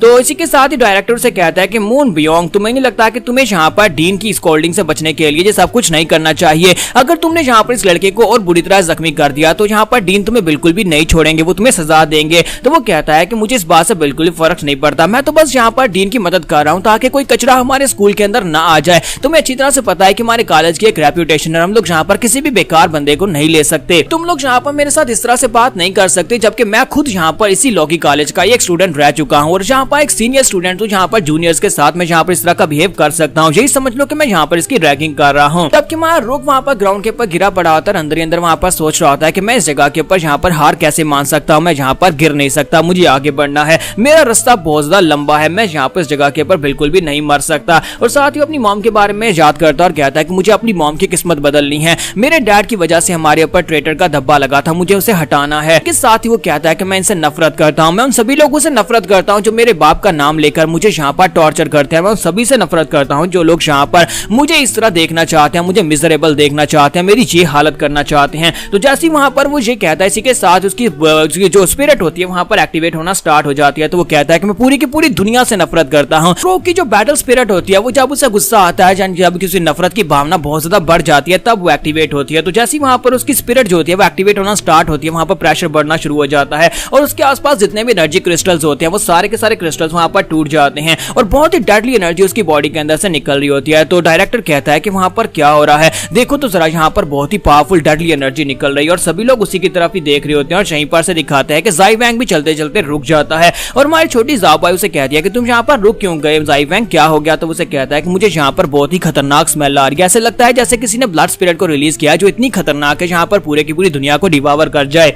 रोग जो होता है वो अनकॉन्शियसली वहां पर अपनी बैटल स्पिरिट को रिलीज कर चुका होता है और उसकी बैटल स्पिरिट वहां पर रिलीज होने के बाद सिर्फ एक ही फिक्रा कह रही होती है कि मैं सभी को मार डालूंगा, सभी को मार डालूंगा, सभी को मार डालूंगा। और मून काफी ज्यादा खुश हो जाता है और कहता है कि रोग तुमने यहाँ पर बिल्कुल भी मुझे डिसअपॉइंट नहीं किया, अब यहाँ पर मजा आएगा। मैं यही तो देखना चाहता था कि यहाँ पर जीडो के बेटे के पास कौन सी बैटल स्पिरिट है। तो डायरेक्टर वहां पर कहते हैं कि आखिर ये किस किस्म की वार स्पिरिट है, मैंने आज से पहले कभी इस तरह की बैटल स्पिरिट को नहीं देखा। इसे देखकर ऐसे लगता है जैसे ये कोई डीमन हो जो कि हेल से सीधा यहाँ पर इस लड़के के पास आ गया हो। यहाँ पर अब अगली जो फाइट होगी उस फाइट में कौन जीतने वाला है, मून ब्यूरियोंग जहाँ पर जीतेगा या फिर हमारा रोग जहाँ पर इस फाइट को जीतेगा। तो लास्ट एपिसोड के एंड पे हमने देखा था कि हमारे रो की स्पिरिट जो होती है वो अपने आप वहां पर एक्टिवेट हो जाती है और उसके अंदर से बहुत ही डेडली एनर्जी निकल रही होती है। तो मून इस बात से बहुत ज्यादा एक्साइटेड हो जाता है और कहता है कि अब यहाँ पर मजा आएगा। मुझे लगा था कि जीडो के बेटे के पास यहाँ पर कोई स्पेशल बैटल स्पिरिट ही हो सकती है, जबकि दूसरी तरफ से हमारा रोग जो होता है वहां पर अनकॉन्शियसली उसे कहता है कि मेरे बाप का नाम मेरे सामने मत लो, दोबारा उस बंदे का नाम मेरे सामने मत लेना। और इसी के साथ वो अपने हाथ को सामने की तरफ करता है और उसकी बैटल स्पिरिट जो होती है वो भी अपना हाथ सामने की तरफ करती है और इसी के साथ उसके हाथ के अंदर जबरदस्त एनर्जी निकलती है। जब वो एनर्जी वहां पर से निकलती है तो डायरेक्टर चिल्लाकर उसे कहता है कि मून इस अटैक को अवॉइड करो, ये बहुत ही खतरनाक अटैक है। और इसी के साथ दिखाता है कि वहां पर एक जबरदस्त धमाका आता है, सामने की बिल्डिंग टूट जाती है। तो मिस्टर गाओ कहते हैं कि आज यहाँ पर इस लड़के की बैटल स्पिरिट इतनी पावरफुल कैसे हो सकती है कि इसके अंदर इतनी ज्यादा स्पिरिचुअल एनर्जी थी, ये तो एक वार हीरो लेवल के बराबर है। और इसी के साथ डायरेक्टर कहते हैं कि देखते हैं कि मून बियोंग जहां पर इसको कैसे ब्लॉक कर पाता है, क्योंकि मून बियोंग ने ये बिल्कुल भी नहीं सोचा होगा कि वो लड़का इतना पावरफुल है। और मून बियोंग जो होता है वहां पर अपनी अमिताभा बैटल स्पिरिट को यूज करते बड़ी तेजी के साथ जंप करते पीछे की तरफ बढ़ता और कहता है कि मुझे लगा ही था कि इसकी बैटल स्पिरिट काफी ज्यादा खास होने वाली है, लेकिन इसका मोमेंटम जो है वो बिल्कुल प्रिडिक्टेबल है। मुझे पता है कि वो अनकॉन्शियस है, इसी वजह से वो यहाँ पर ठीक तरह से फाइट नहीं कर पा रहा। लेकिन इसी के साथ ही हमारा रोग जो होता है उसके पीछे पहुंच जाता है। उसकी स्पीड तो आपको पहले ही पता है कि वो अपने स्पीड जो की वजह से काफी ज्यादा तेज था, अपनी बैटल स्पिरिट को यूज कर सकता था स्पीड के लिए। तो वो उसके पीछे पहुंच जाता है और पहुंचने के बाद उसके मुंह पर एक जबरदस्त पंच दे मारता है। तो जैसे ही वो मून के मुंह पर पंच मारता है तो मून जो होता है वो उड़ता हुआ पीछे जाकर दीवार के साथ टकराता है और वहां पर गिरने के बाद वो फिर से उड़ता है, अपनी तलवार निकालता और कहता है कि तुमने तो यहाँ पर मेरा खून बहा दिया, अब मुझे यहाँ पर और भी ज्यादा एक्साइटमेंट हो रही है, तो अब यहाँ पर फाइनली मुझे मजा आने वाला है। और फिर से वो ग्लोरी डांस को यूज करते हुए सामने की तरफ एनर्जी स्लैश लगाता है। लेकिन अब क्योंकि हमारे रोग के पास उसकी जो बैटल स्पिरिट होती है तो वो अपनी बैटल स्पिरिट से कहता है, तो बैटल स्पिरिट सिर्फ और सिर्फ एक ही उंगली के साथ उसके स्पेशल स्किल को ब्लॉक कर लेता है। तो ये देखने के बाद वो बहुत ज्यादा हैरान हो जाता है और कहता है कि ऐसा कैसे हो सकता है, मेरी एनर्जी स्वर को यहाँ पर इसकी बैटल स्पिरिट ने एक ही उंगली के साथ कैसे ब्लॉक कर लिया, ये इम्पॉसिबल है। और डायरेक्टर भी इस बात से काफी ज्यादा हैरान हो जाते हैं। तो मिस्टर गाओ से कहते हैं कि आपको नहीं लगता कि आपको यहाँ पर रोग को रोक लेना चाहिए, क्योंकि मैं यहाँ पर उसको क्लोजली देख रहा हूँ, वो लड़का जो बेहोश है यानी कि वो अनकॉन्शियस है, लेकिन उसकी बैटल स्पिरिट यहाँ पर उसके ऊपर हावी आ चुकी है और वो यहाँ पर फाइट कर रही है। मुझे लगता है अगर इसी तरह चलता रहा तो उसकी बैटल स्पिरिट उसकी बॉडी के ऊपर कब्जा कर लेगी और उसके बाद हम लोग उस लड़के को नहीं बचा पाएंगे। तो ये बात सुनने के बाद डायरेक्टर जो होते हैं वो उसे कहते हैं कि नहीं, मुझे लगता है कि इस फाइट को थोड़ी देर चलने दो। और इसी के साथ ही वो उसे कहते हैं मुझे लगता है कि ये यहाँ पर उसकी बैटल स्पिरिट है वो नफरत की वजह से एक्टिवेट हुई है, क्योंकि उसके मून ने उसके सामने उसके फादर का नाम लिया था, जिसकी वजह से उसे बहुत ज्यादा गुस्सा आया था। मुझे लगता है कि नफरत की वजह से उसकी बैटल स्पिरिट इतनी खास बन गई है। इसी के साथ ही मून जो होता है हमारे रोग को और भी ज्यादा गुस्सा दिलाने की कोशिश करता है और कहता है कि तुम्हारी बैटल स्पिरिट तो बहुत ज्यादा खास लगती है। उम्मीद अगर तुम्हारे फादर यहाँ पर होते तो वो कहता है कि मेरे बच्चे तुम्हारी बैटल स्पिरिट बहुत ज्यादा कमाल की है। तो जैसी वो ये बात करता है तो इसी साथ हमारा रोग और भी ज्यादा गुस्सा हो जाता है और कहता है कमीने कहीं कि मैंने कहा कि मेरे फादर का नाम मेंशन मत करना। और इसी के साथ ही वो कहता है कि अपनी बकवास बंद करो, मैं तुम्हें मार डालूंगा। और साथ ही उसकी बैटल स्पिरिट फिर से वहां पर अपनी डेडली एनर्जी को अपनी पाम में एक्टिवेट करती है। तो जैसे वो अपनी डेडली एनर्जी को अपनी पाम में एक्टिवेट करता है तो इस बात से मून और डायरेक्टर और मिस्टर गाओ सभी लोग हैरान हो जाते हैं और कहते हैं कि अब यहाँ पर कुछ बड़ा धमाका होने वाला है। और ज़ाई वैंग भी वहां पर करीब पहुंचता जा रहा होता है, क्योंकि उसे वहां पर जो स्मेल आ रही होती है वो उस बैटल स्पिरिट की होती है और उसकी एनर्जी की उसे स्मेल आ रही होती है। तो वो कहता है कि मुझे लगता है कि यहाँ पर कुछ तो ऐसा है जिसे यहाँ पर मुझे जाकर देखना चाहिए। ज़ाओ बाओ से कहते हैं कि यंग मास्टर हुआ क्या है, क्या आप ठीक हैं? तो वो कहता है हाँ बिल्कुल ठीक हूँ, बस सामने की तरफ चलती रहो, हम लोग बहुत ही जल्दी कुछ इंटरेस्टिंग देखने वाले हैं। और दूसरी तरफ हमारे रोग ने अपनी बैटल स्पिरिट के हाथ में वहां पर बहुत ही जबरदस्त एनर्जी को एक्यूमुलेट कर लिया होता है और वो साथ ही कह रहा होता है कि मैं सबको मार डालूंगा, सबको मार डालूंगा। और मून कहता है कि रोग का मान यहाँ पर बहुत ज्यादा मजा आने वाला है, देखते हैं कि अब यहाँ पर कौन किसको मार डालता है। अगर यहाँ पर ऐसी बात है तो मैं भी यहाँ पर अपना फुल देने वाला हूँ। और इसी के साथ ही वहां पर एक स्पेशल स्किल जिसका नाम एक्सट्रीम ड्रैगन डांस होता है उसको यूज करता है और अपनी बैटल स्पिरिट को वहां पर ड्रैगन में चेंज कर लेता है। तो जैसे वो दोनों वहां पर अपनी फाइनल फॉर्म्स को यूज करते हुए एक दूसरे के ऊपर अटैक करने के लिए एक दूसरे के करीब पहुंचते हैं। इसी के साथ ही वो बुड्ढी ग्रैनी जो कि बाहर कुटिया के पास बैठी हुई थी वो बड़ी तेजी के साथ उन दोनों के बीच में वहां पर आ जाती है और कहती है कि यहाँ पर चल क्या रहा है, यहाँ पर हम लोग एक कंपटीशन यानी एक टेस्ट ले रहे हैं और यहाँ पर इन बच्चों को आपस में फाइट कौन करवा रहा है। और इसी के साथ ही वो अपनी बैटल स्पिरिट को वहां पर रिलीज करती है। उसकी बैटल स्पिरिट बुद्धा होती है और जैसे वहां पर अपनी बैटल स्पिरिट को रिलीज करती है तो दोनों को वहां पर ब्लॉक कर लेती है। मिस्टर गाओ कहते हैं जो तो डिप्टी डीन है यानी वाइस प्रिंसिपल जो है वो यहाँ पर आ चुकी है, हम लोग यहाँ पर मरने वाले हैं। और इस बात से तो डायरेक्टर बेचारा भी घबरा जाता है। रोग के ऊपर जैसे अटैक होता है उसकी बैटल स्पिरिट वहां पर से गायब हो जाती है और वो पीछे गिर जाता है। साथ ही वो ग्रैनी की तरफ देखकर कहता है ये तो वही ग्रैनी है जो कि वहां पर उस कुटिया के बाहर बैठी स्वेटर बुन रही थी। जबकि मून जो होता है वो जल्दी से जंप करते हुए पीछे की तरफ हट जाता है, वक्त रहते हुए पीछे हट जाता है और कहता है कि जो बुड्ढी खुसट ने यहाँ पर बीच में आकर इस फाइट को रुकवा दिया, वरना मैं यहाँ पर देख पाता कि रोग का वो अटैक कितना ज्यादा पावरफुल होने वाला था जो अभी यहाँ पर मेरे पर वो करने वाला था। लेकिन इस बुड्ढी का ये अटैक वाकई में काफी ज्यादा पावरफुल है, इसी वजह से तो इसे यहाँ पर हमारे लोगी कॉलेज की वाइस प्रिंसिपल बनाया गया है। लेडी गाया एक बहुत ही पावरफुल इंसान है। रोग की बैटल स्पिरिट ने वहां पर अपने हाथ के अंदर जितनी स्पिरिचुअल एनर्जी को गैदर किया हुआ था वो सारी की सारी स्पिरिचुअल एनर्जी जो होती है वहीं पर पीछे टकराने की वजह से बिल्डिंग के साथ टकराकर फटती है, जिसकी वजह से एक जबरदस्त धमाका होता है। सभी लोग वहां पर अपने आप को वहां पर कवर करते हैं। वाइस प्रिंसिपल जो होती है वहां पर अपनी पावर्स के साथ उस एनर्जी ब्लास्ट को कंट्रोल करती है और इसी के साथ ही वो कहती है कि तुम दोनों जल्दी से नीचे आ जाओ। तो वो डायरेक्टर मिस्टर गाओ से कह रही होती है कि जल्दी से नीचे आ जाओ। वो दोनों वहां पर नीचे उतरते हैं और आकर उसे रिस्पेक्ट देते हैं। लेकिन इसी के साथ ही वहां पर सबसे पहले मिस्टर गाओ के मुंह पर एक जबरदस्त पंच पड़ता है। फिर साथ ही ग्रैनी जो होती है वहां पर डायरेक्टर के मुंह पर भी पंच मारती हैं और हाथ छोड़कर वो डायरेक्टर को पकड़ती है और कहती है कि कमीने कहीं कि तुम्हें यहाँ पर बच्चों की सुरक्षा के लिए और उनको पढ़ाने के लिए डायरेक्ट करने के लिए रखा गया है, लेकिन तुम यहाँ पर दो बच्चों की फाइट देख रहे हो जहाँ पर एक दूसरे की जान लेने पर तुला हुआ था। क्या हम लोग यहाँ पर इस बात की तुम्हें सैलरी देते हैं और क्या अगर डीन को इस बारे में पता चलता तो फिर तुम उसे क्या जवाब देते? क्या तुमने वहां पर देखा नहीं था कि रोग बेहोश हो चुका था और उसकी बैटल स्पिरिट इतनी पावरफुल थी कि वो यहाँ पर पूरी की पूरी आसपास की बिल्डिंग्स को उड़ा सकती थी और हमारे बहुत सारे डिसाइपल्स यहाँ पर मर सकते थे। अब की जिम्मेदारी कौन लेता? क्या तुम इस सब को समझ रहे हो? क्या तुम्हें यहाँ पर इस बात का जरा भी अंदाजा नहीं है? तुम सिर्फ और सिर्फ इसको एंजॉय करने के लिए यहाँ पर अपने आप का तमाशा देख रहे थे कि यहाँ पर क्या होने वाला है, फाइट का रिजल्ट क्या निकलने वाला है। डायरेक्टर से कहता है कि मिस गाया प्लीज शांत हो जाए, हम तो सिर्फ और सिर्फ यहाँ पर रोग की बैटल स्ट्रेंथ को देखना चाहते थे कि यार वो कितना ज्यादा पावरफुल है। तो लेडी गाया फिर से उसके ऊपर अटैक करना स्टार्ट करते हैं और उसे कहते हैं कि अपनी बकवास बंद करो, तुम सिर्फ और सिर्फ बकवास कर रहे हो। मुझे लगता है कि डीन को यहाँ पर नया डायरेक्टर ढूंढना चाहिए कि तुम्हारे जैसे बेवकूफ इंसान के हाथ में यहाँ पर कॉलेज की भागदौड़ देकर उसने गलती कर दी है। तो इसी के साथ ही मून आगे बढ़ता है और उसे कहता है कि वाइस प्रिंसिपल आपकी पावर्स तो वाकई में कमाल की हैं, आज भी बिल्कुल वैसी की वैसी हैं जब आप यंग हुआ करती थी। तो इसी के साथ ही लेडी गाया उसकी तरफ देखती है तो फिर साथ ही उसे कहती है कि मून ब्योंग चुपचाप यहाँ पर से चले जाओ, पहले मैं यहाँ पर जो इन लोगों ने मैस क्रिएट किया उसको साफ कर दूं, उसके बाद मैं तुम्हारी तरफ भी आऊंगी और तुम्हारा भी कुछ ना कुछ बंदोबस्त जरूर करूंगी। तो वो उसे कहता है कि प्लीज आप मेरी बात को यहाँ पर गलत समझ रही है, मैं तो यहाँ पर इस लड़के को बिल्कुल भी मारने की कोशिश नहीं कर रहा था, मैं तो बस यहाँ पर चेक कर रहा था कि जीडो का बेटा यहाँ पर कितना स्ट्रॉन्ग है और उसकी बैटल स्पिरिट क्या है। यहाँ पर ग्रैनी जो होती है उसकी दुखती नस के ऊपर हाथ रखती है, वो उसे कहती है कि यही वजह है, तुम्हारा यही एटीट्यूड है जिसकी वजह से जीडो ने यानी कि रोग के डैड ने यहाँ पर तुम्हें अपना पर्सनल डिसाइपल बनाने से इनकार कर दिया था, तुम्हारी बजाय उसने यहाँ पर फिनिक्स को चूज कर लिया था। ये बात सुनती वहाँ पर मून को भी झटका लगता है क्योंकि ये बात उसे बिल्कुल ही पसंद नहीं है। मिस्टर डायरेक्टर को ये बात पहले पता नहीं थी कि मून बायोंग जो है ये रोग के डैड यानी जीडो का डिसाइपल था और इसके साथ साथ फिनिक्स ये दोनों यहाँ पर जीडो के डिसाइपल हुआ करते थे। तो वो कहता है मैंने कभी खबरें खबरें सुनी थी, यानी मेरे पास ये रूमर्स थे कि ये फिनिक्स और ये दोनों यानी मून बियोंग ये दोनों जीडो के डिसाइपल्स हुआ करते थे, लेकिन आज मुझे ये बात वाकई में कंफर्म हो गई है। तो मून उसे कहता है कि मैं तो यहाँ पर इस सब के बारे में भूल भी चुका हूँ और स्पेशली उस जीडो के बारे में, उसने जो कुछ भी किया मुझे इस बात से बिल्कुल फर्क नहीं पड़ता। जबकि ग्रैनी उसे कहती है कि जरा खुद की तरफ देखो, तुम यहाँ पर उसके बेटे से भी फाइट में जीत नहीं पाया, अगर मैं यहाँ पर बीच में नहीं आती तुम यहाँ पर बहुत ही बुरी तरह जख्मी हो जाते। हालांकि उसके बेटे ने भी यहाँ पर स्टडी स्टार्ट की है, जबकि तुम यहाँ पर एक वार हीरो हो। इसी के साथ ही मिस गाया जो होती है अपने लोगों से कहती है कि मिस्टर गाओ जल्दी से जाओ, जाकर रॉक को ढूंढो, वो अभी बेहोश होगा, उसे जाकर मेडिकल रूम में लेकर जाओ, उसके पास है तो फिर उसे यहाँ पर डायरेक्टली पास कर देना। और साथ ही वो कहती है कि अब जबकि कंपटीशन का टाइम खत्म हो चुका है तो डायरेक्टर चलो जल्दी से यहाँ पर उन सभी बच्चों का नाम लिस्ट करो जिन लोगों ने यहाँ पर टेस्ट को पास किया है। तो वो कहता है हाँ क्यों नहीं ग्रैनी, मैं यहाँ पर अभी ये करता हूँ। और इसी के साथ ही मिस गाया फिर से उसके ऊपर अटैक करती है और कहती है कि तुम्हारी हिम्मत कैसे भी यहाँ पर मुझे ग्रैनी कहने की। यहाँ पर हम लोग अपनी एपिसोड 08 का एंड करेंगे और नेक्स्ट एपिसोड में देखेंगे कि हमारे रॉक का पहला दिन कैसा होने वाला है अपने इस लॉगी कॉलेज में।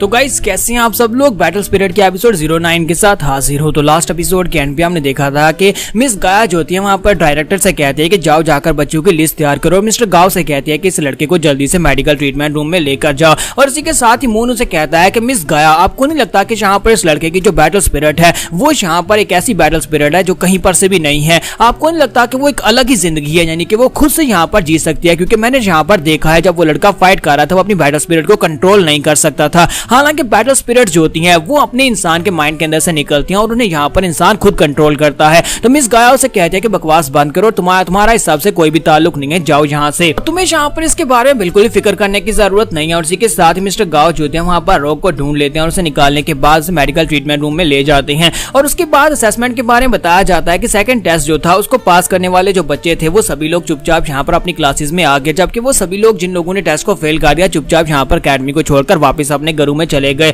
क्योंकि उन सभी को पता था कि लोगी कॉलेज का रूल है अगर पास हो तो पास हो, अगर फेल हो तो फेल हो। के साथ में रॉक की आंख खुलती है, वो मेडिकल रूम में होता है, जैसे उसकी आंख खुलती है वो उठकर बैठता है और कहता है कि अभी यहाँ पर मुझे दर्द हो रहा है। जबकि ग्रैनी उसके पास बैठी होती है तो वो उसे कहती है कि तुम्हें देखकर लगता है कि तुम काफी ज्यादा बेहतर हो, तुम्हारे जख्म भी हील हो चुके हैं। तो वो कहता है कि ग्रैनी आप यहाँ पर क्या कर रही हैं। और इसी के साथ ही वो उसे कहती है कि बकवास बंद करो, मुझे यहाँ पर ग्रैनी मत कहो, मेरा नाम मिस गाया है और मैं यहाँ पर इस कॉलेज की वाइस प्रिंसिपल हूँ। ये बात सुनते ही वो कहता है कि लेकिन मुझे क्या पता था कि आप यहाँ की वाइस प्रिंसिपल है। तो फिर साथ ही उसे कहती है कि मुझे लगता है कि तुम्हारी बॉडी की इंजरीज जो है वो बड़ी तेजी के साथ हील होती हैं। तो वो कहता है कि हाँ बचपन से यहाँ पर मेरी बॉडी के ऊपर जितनी चोटें लगती हैं वो सारी की सारी रात को सोकर उठता हूँ, सुबह के वक्त सारी हील हो चुकी होती हैं। तो इसी के साथ मिस गाया उसे कहते हैं कि मुझे बताओ कि फिनिक्स ने तुम्हें यहाँ पर भेजा है। तो वो कहता है कि हाँ मास्टर फिनिक्स ने मुझे यहाँ पर भेजा है। मिस्टर यांग यानी मास्टर फिनिक्स जो है वो बहुत ही अच्छे इंसान है और ये मेरे पास एक पहला और आखिरी मौका है अपने आप को बेहतर बनाने का, इसी वजह से मैं यहाँ पर हूँ। और साथ ही के साथ उसे वहाँ पर बाकी की बातें बताने लगता है कि मैं दुनिया घूमूंगा, ये करूंगा। और इसी के साथ ही मिस गाया से कहते हैं कि बस करो, अब यहाँ पर लंबा चौड़ा भाषण देना बंद करो। इसी के साथ उसे वहाँ पर फिनिक्स के बारे में बताती है कि तुम्हारा जो फिनिक्स जो है वो भी कभी यहाँ पर लोगी कॉलेज का एक स्टूडेंट हुआ करता था। फिर साथ ही उसे कहते हैं कि एक और बात बताऊं कि वो तुम्हारे फादर यानी जीडो का डिसाइपल भी हुआ करता था और वो लड़का जिसने तुम्हें मारने की कोशिश की मून बियोंग वो भी कभी उसका डिसाइपल हुआ करता था। रोग उसकी बातें सुनने के बाद कहता है कि ग्रैनी जरा रुक जाओ, पहले मुझे ये सारी की सारी बातें अपने दिमाग में प्रोसेस करने दो, मेरे लिए ये कुछ ज्यादा ही हो रहा है। इसी के साथ ही मिस गाया जाते हुए उसे कहते हैं कि यहाँ पर भी बहुत कुछ ऐसा है जो तुम्हें जानना है, लेकिन यहाँ पर जरूरी बात यह है कि तुमने इस टेस्ट को पास कर लिया और अब तुम यहाँ पर लोगी कॉलेज के एक स्टूडेंट बन चुके हो। तुम्हारा रोग जो होता है इस बात से काफी ज्यादा खुश होता है। तो इसी के साथ ही ग्रैनी उसे कहती है कि अब तुम यहाँ पर रेस्ट करो, कल सुबह के वक्त तुम्हारी पहली क्लास होगी जिसमें तुम्हें यहाँ पर बताया जाएगा कि तुम्हें कौन सा टीचर यहाँ पर पढ़ाने वाला है। इसी के साथ ही सुबह के वक्त का सीन दिखाता है कि हमारा रोग पूरी रात वहाँ पर सोता है। तो जब वो सुबह उठता है तो इसी के साथ ही मून बियोंग उसके सामने बैठा होता है और उसे गुड मॉर्निंग बोलता है। तो हमारा रोग जो होता है वो जल्दी से उठकर बैठ जाता है, चीख मारता है और कहता है कि ये क्या, अब इस साइको किलर को यहाँ पर किसने आने दिया, तुम मेरे पास यहाँ पर क्या कर रहे हो। मून बियोंग मुझे तुम्हारा नाम पता है लेकिन तुम्हें यहाँ पर मुझसे क्या चाहिए। तो इसी के साथ ही वो कहता है कि क्या तुम्हें यहाँ पर अच्छी नींद आई, तुम्हें लगता है कि मैं यहाँ पर तुम्हें मारने के लिए आया हूँ। नहीं, मैं तुम्हें मारने के लिए नहीं आया, अगर तुम्हें मारना होता तो जब तुम रात को सो रहे थे मैं तभी तुम्हें मार डालता। फिर साथ ही वो कहता है कि आज के बाद से मैं यहाँ पर तुम्हारा टीचर हूँ और इसी वजह से मैं यहाँ पर से तुम्हें लेने के लिए आया ताकि मैं यहाँ पर तुम्हें अपने साथ लेकर जा सकूं। यहाँ पर से नेक्स्ट सीन जो होता है वाइस प्रिंसिपल के रूम का दिखाया जाता है जहाँ पर डायरेक्टर उसे कहता है कि मिस गाया जी आपने क्या कर दिया, क्या आपको वाकई में लगता है कि ये एक अच्छा आइडिया है, आपने मून बियोंग को रोग का टीचर बना दिया है, क्या आपको लगता है कि वो उसे कुछ सिखाएगा, वो उसकी जान लेने पर तुला हुआ था। तो मिस गाया उसे कहते हैं कि मेरा फैसला बिल्कुल ठीक है, मैंने यहाँ पर कोई भी गलत फैसला नहीं किया, क्योंकि हम इस स्कूल में जितने भी टीचर्स हैं और जितने भी स्टूडेंट्स हैं उनमें ज्यादातर लोग ऐसे हैं जो कि क्रिमिनल्स हैं और जैसे कि मून बियोंग है वो भी एक क्लास ए रैंक का क्रिमिनल है, तो हम लोग यहाँ पर इसको नजरअंदाज नहीं कर सकते। और वैसे मुझे लगता है कि वो सिर्फ उसकी पावर्स को चेक करना चाहता था क्योंकि वो जीडो जीडो का बेटा है इसी वजह से, और मुझे लगता है कि वो जीडो के बेटे को यहाँ पर जरूर सिखाना चाहेगा, क्योंकि जीडो ने कभी यहाँ पर उसे अपना पर्सनल डिसाइपल चूज नहीं किया था। इसी वजह से वो इस जेलसी की वजह से उसके बेटे को जरूर सिखाएगा। यहीं पर वो अपनी एक बैकग्राउंड का सीन दिखाती है जहाँ पर मिस गाया जो होती है वो मून बियोंग से कह रही होती है कि तुम्हें यहाँ पर एक चांस दे रही हूँ कि तुम यहाँ पर जीडो के बेटे के डिसाइपल सॉरी मास्टर बन सकते हो। तो वो कहता है कि अच्छा तो तुम चाहते हो कि मैं उसका इंस्ट्रक्टर बन जाऊं, ठीक है मैं ये काम करूंगा, लेकिन मेरी एक कंडीशन है कि उस लड़के को मेरे पास अकेला भेज दो। गाया से कहता है कि तुम्हें अकेला स्टूडेंट नहीं दिया जा रहा, बल्कि जाई वैंग वो भी तुम्हारे पास ही रहेगा, तुम उसके भी टीचर बनोगे। प्रेजेंट सीन में वो पेपर के ऊपर कुछ लिख रही होती है, तो डायरेक्टर से कहता है कि मिस गाया आप यहाँ पर पेपर के ऊपर क्या लिख रही है? तो वो कहती है तुम्हें याद नहीं है कि हर 3 साल के बाद यहाँ पर हमारे गेम्स होती है, क्या तुम्हें याद नहीं है? यहाँ पर वो गेम्स फिर से होने वाली है। मैं यहाँ पर इस पेपर के ऊपर कंटेस्टेंट्स के नाम लिखने वाली हूँ, वो सारे के सारे पार्टिसिपेंट्स जो कि इस गेम में हिस्सा लेंगे।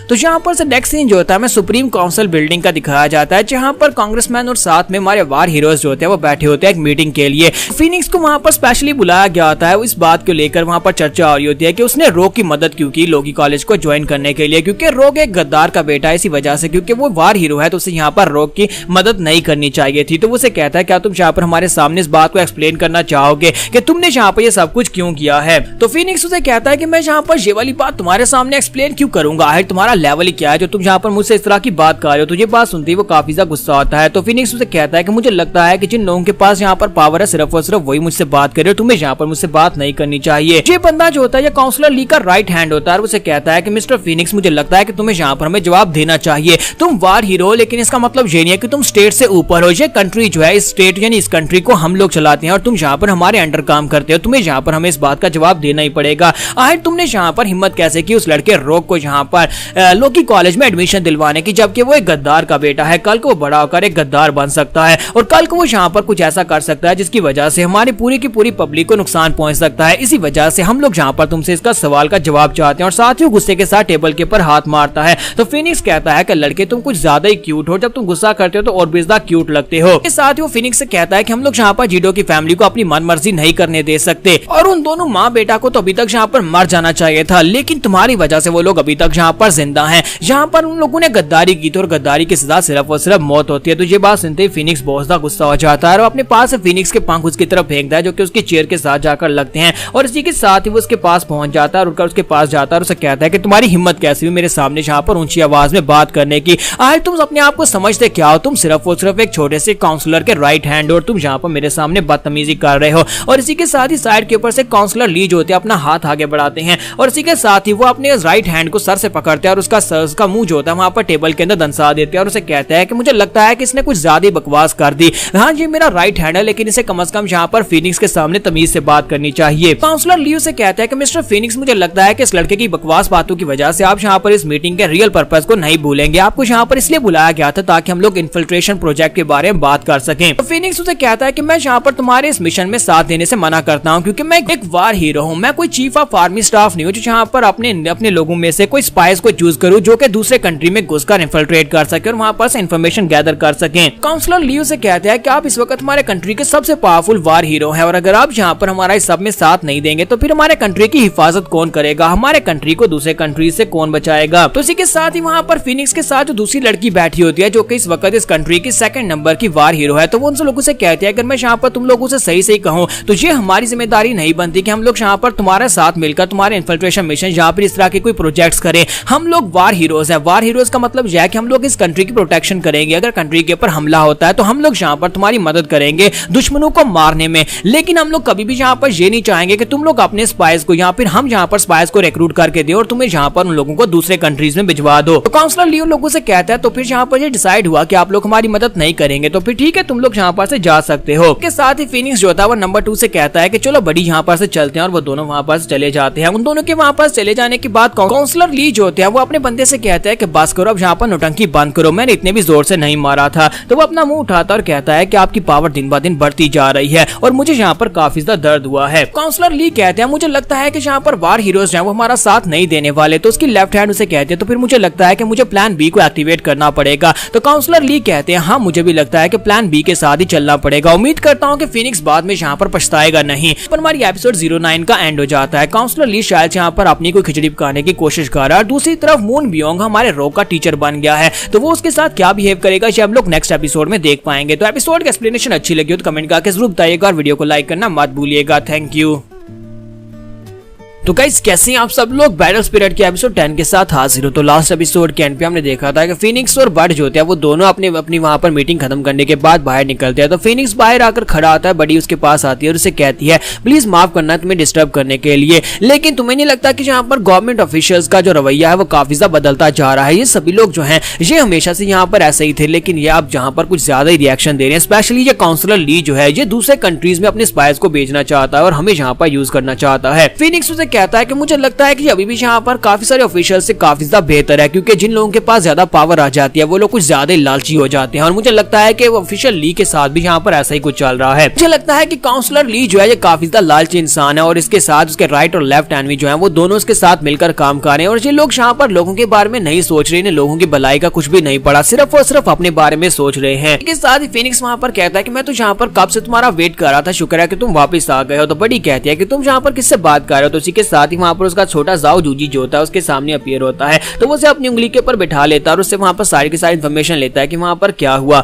और दूसरी तरफ का सीन दिखाते हैं कि हमारा रोक जो होता है वो हैरान होकर उसे कहता है कि क्या तुम वाकई में यहाँ पर मेरे टीचर बनने वाले और हम लोग कहाँ पर आ गए हैं। वो उसे अपने साथ लेकर एक टूटे से वेयर हाउस में लेकर आता है जहाँ जिसका तो दरवाजा भी टूट चुका होता है, उसे अपने साथ लेकर अंदर आता है। तो हमारा रोक उसे कहता है कि हम लोग इस जगह के ऊपर क्यों आए हैं, ये टूटी फूटी जगह के ऊपर हमारा क्या काम है। तो इसी के साथ ही मून उसे कहता है कि मैं यहाँ पर तुम्हें इसलिए लेकर आया हूँ ताकि तुम अपने बाकी के ग्रुप मेंबर से मिल सको। तो वो कहता है क्या हमारे ग्रुप में और भी लोग होने वाले हैं। तो इसी के साथ ही सामने वहां पर जाई वैंग खड़ा होता है। तो जाई वैंग के उसके साथ साथ वहां पर वो छोटी लड़की जाओ बाओ होती है। तो जाओ बाओ वहां पर अपना सर झुकाती है और उसे कहती है कि मेरा नाम जाओ बाओ है, तो मुझे यहाँ पर तुम लोगों से मिलकर बहुत ज्यादा खुशी हुई। तुम्हारा रेड कहता है, सॉरी रेड नहीं रोक कहता है क्या वाकई में यहाँ पर ये भी तुम्हारे स्टूडेंट्स हैं। जबकि जाई वैंग जो होता है उसकी तरफ देखने के बाद महसूस कर रहा था कि मुझे लगता है कि यही वो लड़का है जिसने उस वक्त उस डेडली स्पिरिट को रिलीज किया था जिसके अंदर से बहुत ही खतरनाक स्मेल आ रही थी। तो वो कहता है कि लड़के तुम्हारी वार स्पिरिट, जैसे वो इतनी बात करने लगता है मून कहता है कि प्लीज माफ करना, तुम लोग अपने बारे में एक दूसरे से बाद में डिस्कशन कर लेना। अब जबकि मैं यहाँ पर तुम्हारा मास्टर हूँ तो मैं यहाँ पर तुम लोगों को तुम्हारा पहला मिशन देने वाला हूँ। मेरे पास यहाँ पर तुम बेकार बच्चों के साथ स्पेंड करने के लिए ज्यादा टाइम नहीं है, इसी वजह से मैं यहाँ पर तुम लोगों को तुम्हारी असाइनमेंट्स दे देता हूँ, इसलिए अपने मुंह बंद करो, बकवास बंद करके चुपचाप यहाँ पर खड़े रहो, मेरी बात को ध्यान से सुनो।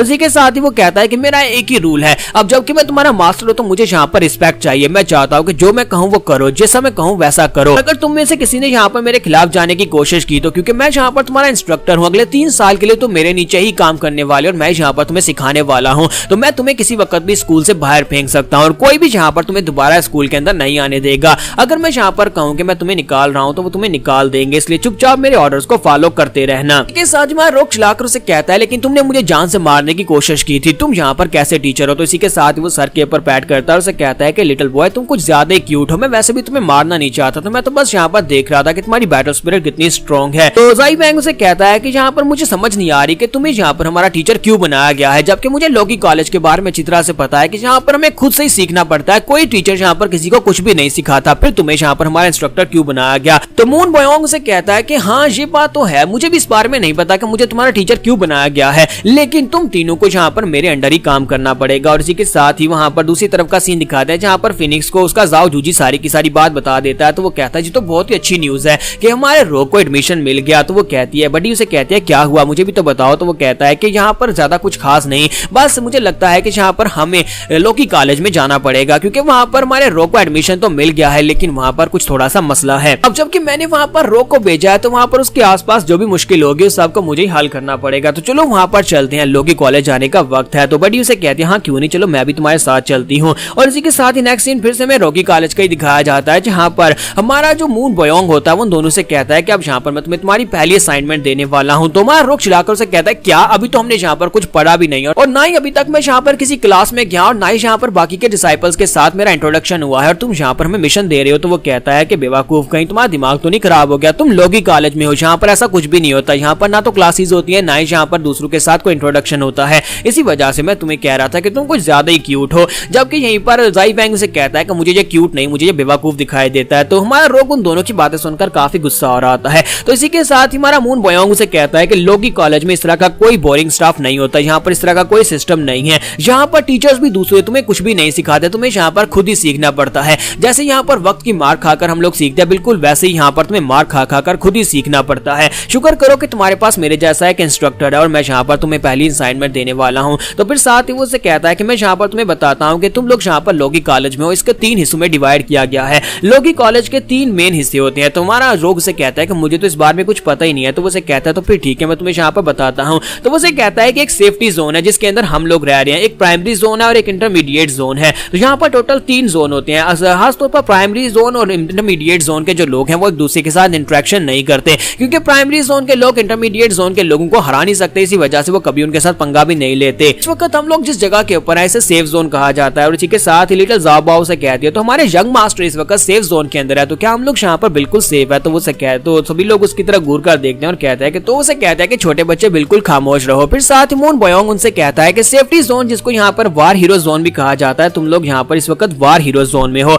और साथ ही उनसे कहता है कि मैं यहाँ पर अब तुम्हें तुम्हारे पहले मिशन के बारे में बताता हूँ कि तुम्हें क्या करना है। तो उनसे कहता है कि ध्यान से सुनना। फिर वो उन्हें बताता है कि वार हीरो जोन के अंदर यहाँ पर 3 मेजर गैंग्स हैं और 4 छोटे ग्रुप्स हैं, यानी कि 3 बड़ी गैंग्स हैं और उसके साथ 4 छोटे छोटे गैंग ग्रुप्स हैं जो कि ग्रुप्स की तरह जो गैंग्स बनने की कोशिश कर रहे हैं। और जहाँ पर एक छोटा ग्रुप है जिसे 3A ग्रुप कहा जाता है। मैं चाहता हूँ कि 2 हफ्ते के अंदर अंदर तुम यहाँ पर 3A ग्रुप को एलिमिनेट करो, तुम्हें यहाँ पर 3A ग्रुप को खत्म करना होगा। तुम्हारा रोग उसे कहता है कि अच्छा तुम्हें जाकर उनको इन्वेस्टिगेट करना है, यानी उनके बारे में सारी इन्फॉर्मेशन ढूंढ कर लानी है, जो तो काफी आसान मिशन है। तो वो उसे कहता है नहीं बेवकूफ, यहाँ पर उनको एलिमिनेट करना है, तुम्हें 3A को कंप्लीटली वाइप आउट करना है। अगर चाहो तो उनके लीडर्स को जान से मार सकते हो, तुम्हारे पास सिर्फ और सिर्फ 2 हफ्ते का टाइम है। वो चिल्लाकर उसे कहता है ये कैसे पॉसिबल है, 2 हफ्ते में हम लोग यहाँ पर किसी ग्रुप के लीडर्स को कैसे मार सकते हैं, जबकि हमारा यहाँ पर इस कॉलेज में पहला दिन है। यहाँ पर अपनी बात खत्म करने के बाद वो रोग और उसके साथ ज़ाओबाओ दोनों को वहां से भेज देते हैं और साथ उसे मैप देता है उसके रूम का, और वो दोनों वहां पर से वापस की तरफ आ रहे होते हैं। तुम्हारा रोग कहता है कि मुझे लगता है कि हम लोग यहाँ पर 2 हफ्ते में किसी की दूसरे ग्रुप को यहाँ पर से वाइप आउट कर सकते हैं। तो ज़ाओबाओ से कहते हैं कि हाँ हम लोग तो यहाँ पर कोई वार हीरो भी नहीं है। साथ ही हमारा रोग कहता है कि वो दोनों वहां पर खुद से बात करने के लिए रुक गए और साथ ही इस छोटी बच्ची को मेरे साथ भेज दिया। आखिर वो किस तरह का बड़ा भाई है जो उसने यहाँ पर तुम्हें मेरे साथ भेज दिया है। तो ज़ाओबाओ से कहते हैं कोई बात नहीं कोई बात नहीं, बिग ब्रदर को वहां पर बात करने दो। हमारे यंग मास्टर जो है वो अकेले यहाँ पर काम कर लेते हैं और मैं अकेले यहाँ पर रह लेती हूँ। और साथ ही वो उसके हाथ में मैप होता है और उसे कह दिया कि मैप के मुताबिक हमारा अपार्टमेंट जो है वहां पर साफ नहीं है। हमारा रोग उसे कहता है कि मुझे अपने यंग मास्टर जाई के बारे में बताओ, क्या वो स्ट्रॉन्ग है? तो वो उसे कहती है कि यंग मास्टर बहुत स्ट्रॉन्ग है, बहुत ज्यादा स्ट्रॉन्ग है। तुम्हारा रोग कहता है अगर ऐसी बात है तो फिर मुझे भी यहाँ पर बहुत ज्यादा मेहनत करनी पड़ेगी ताकि मैं उससे भी ज्यादा स्ट्रॉन्ग बन सकूं। तो वो उसे कहती है हाँ क्यों नहीं, यंग मास्टर भी यहाँ पर स्ट्रॉन्ग बनना चाहते हैं, चलो सभी लोग मिलकर यहाँ पर स्ट्रॉन्ग बनने हैं। तो हमारा रोग कहता है हाँ क्यों नहीं, मिलकर स्ट्रॉन्ग बनेंगे।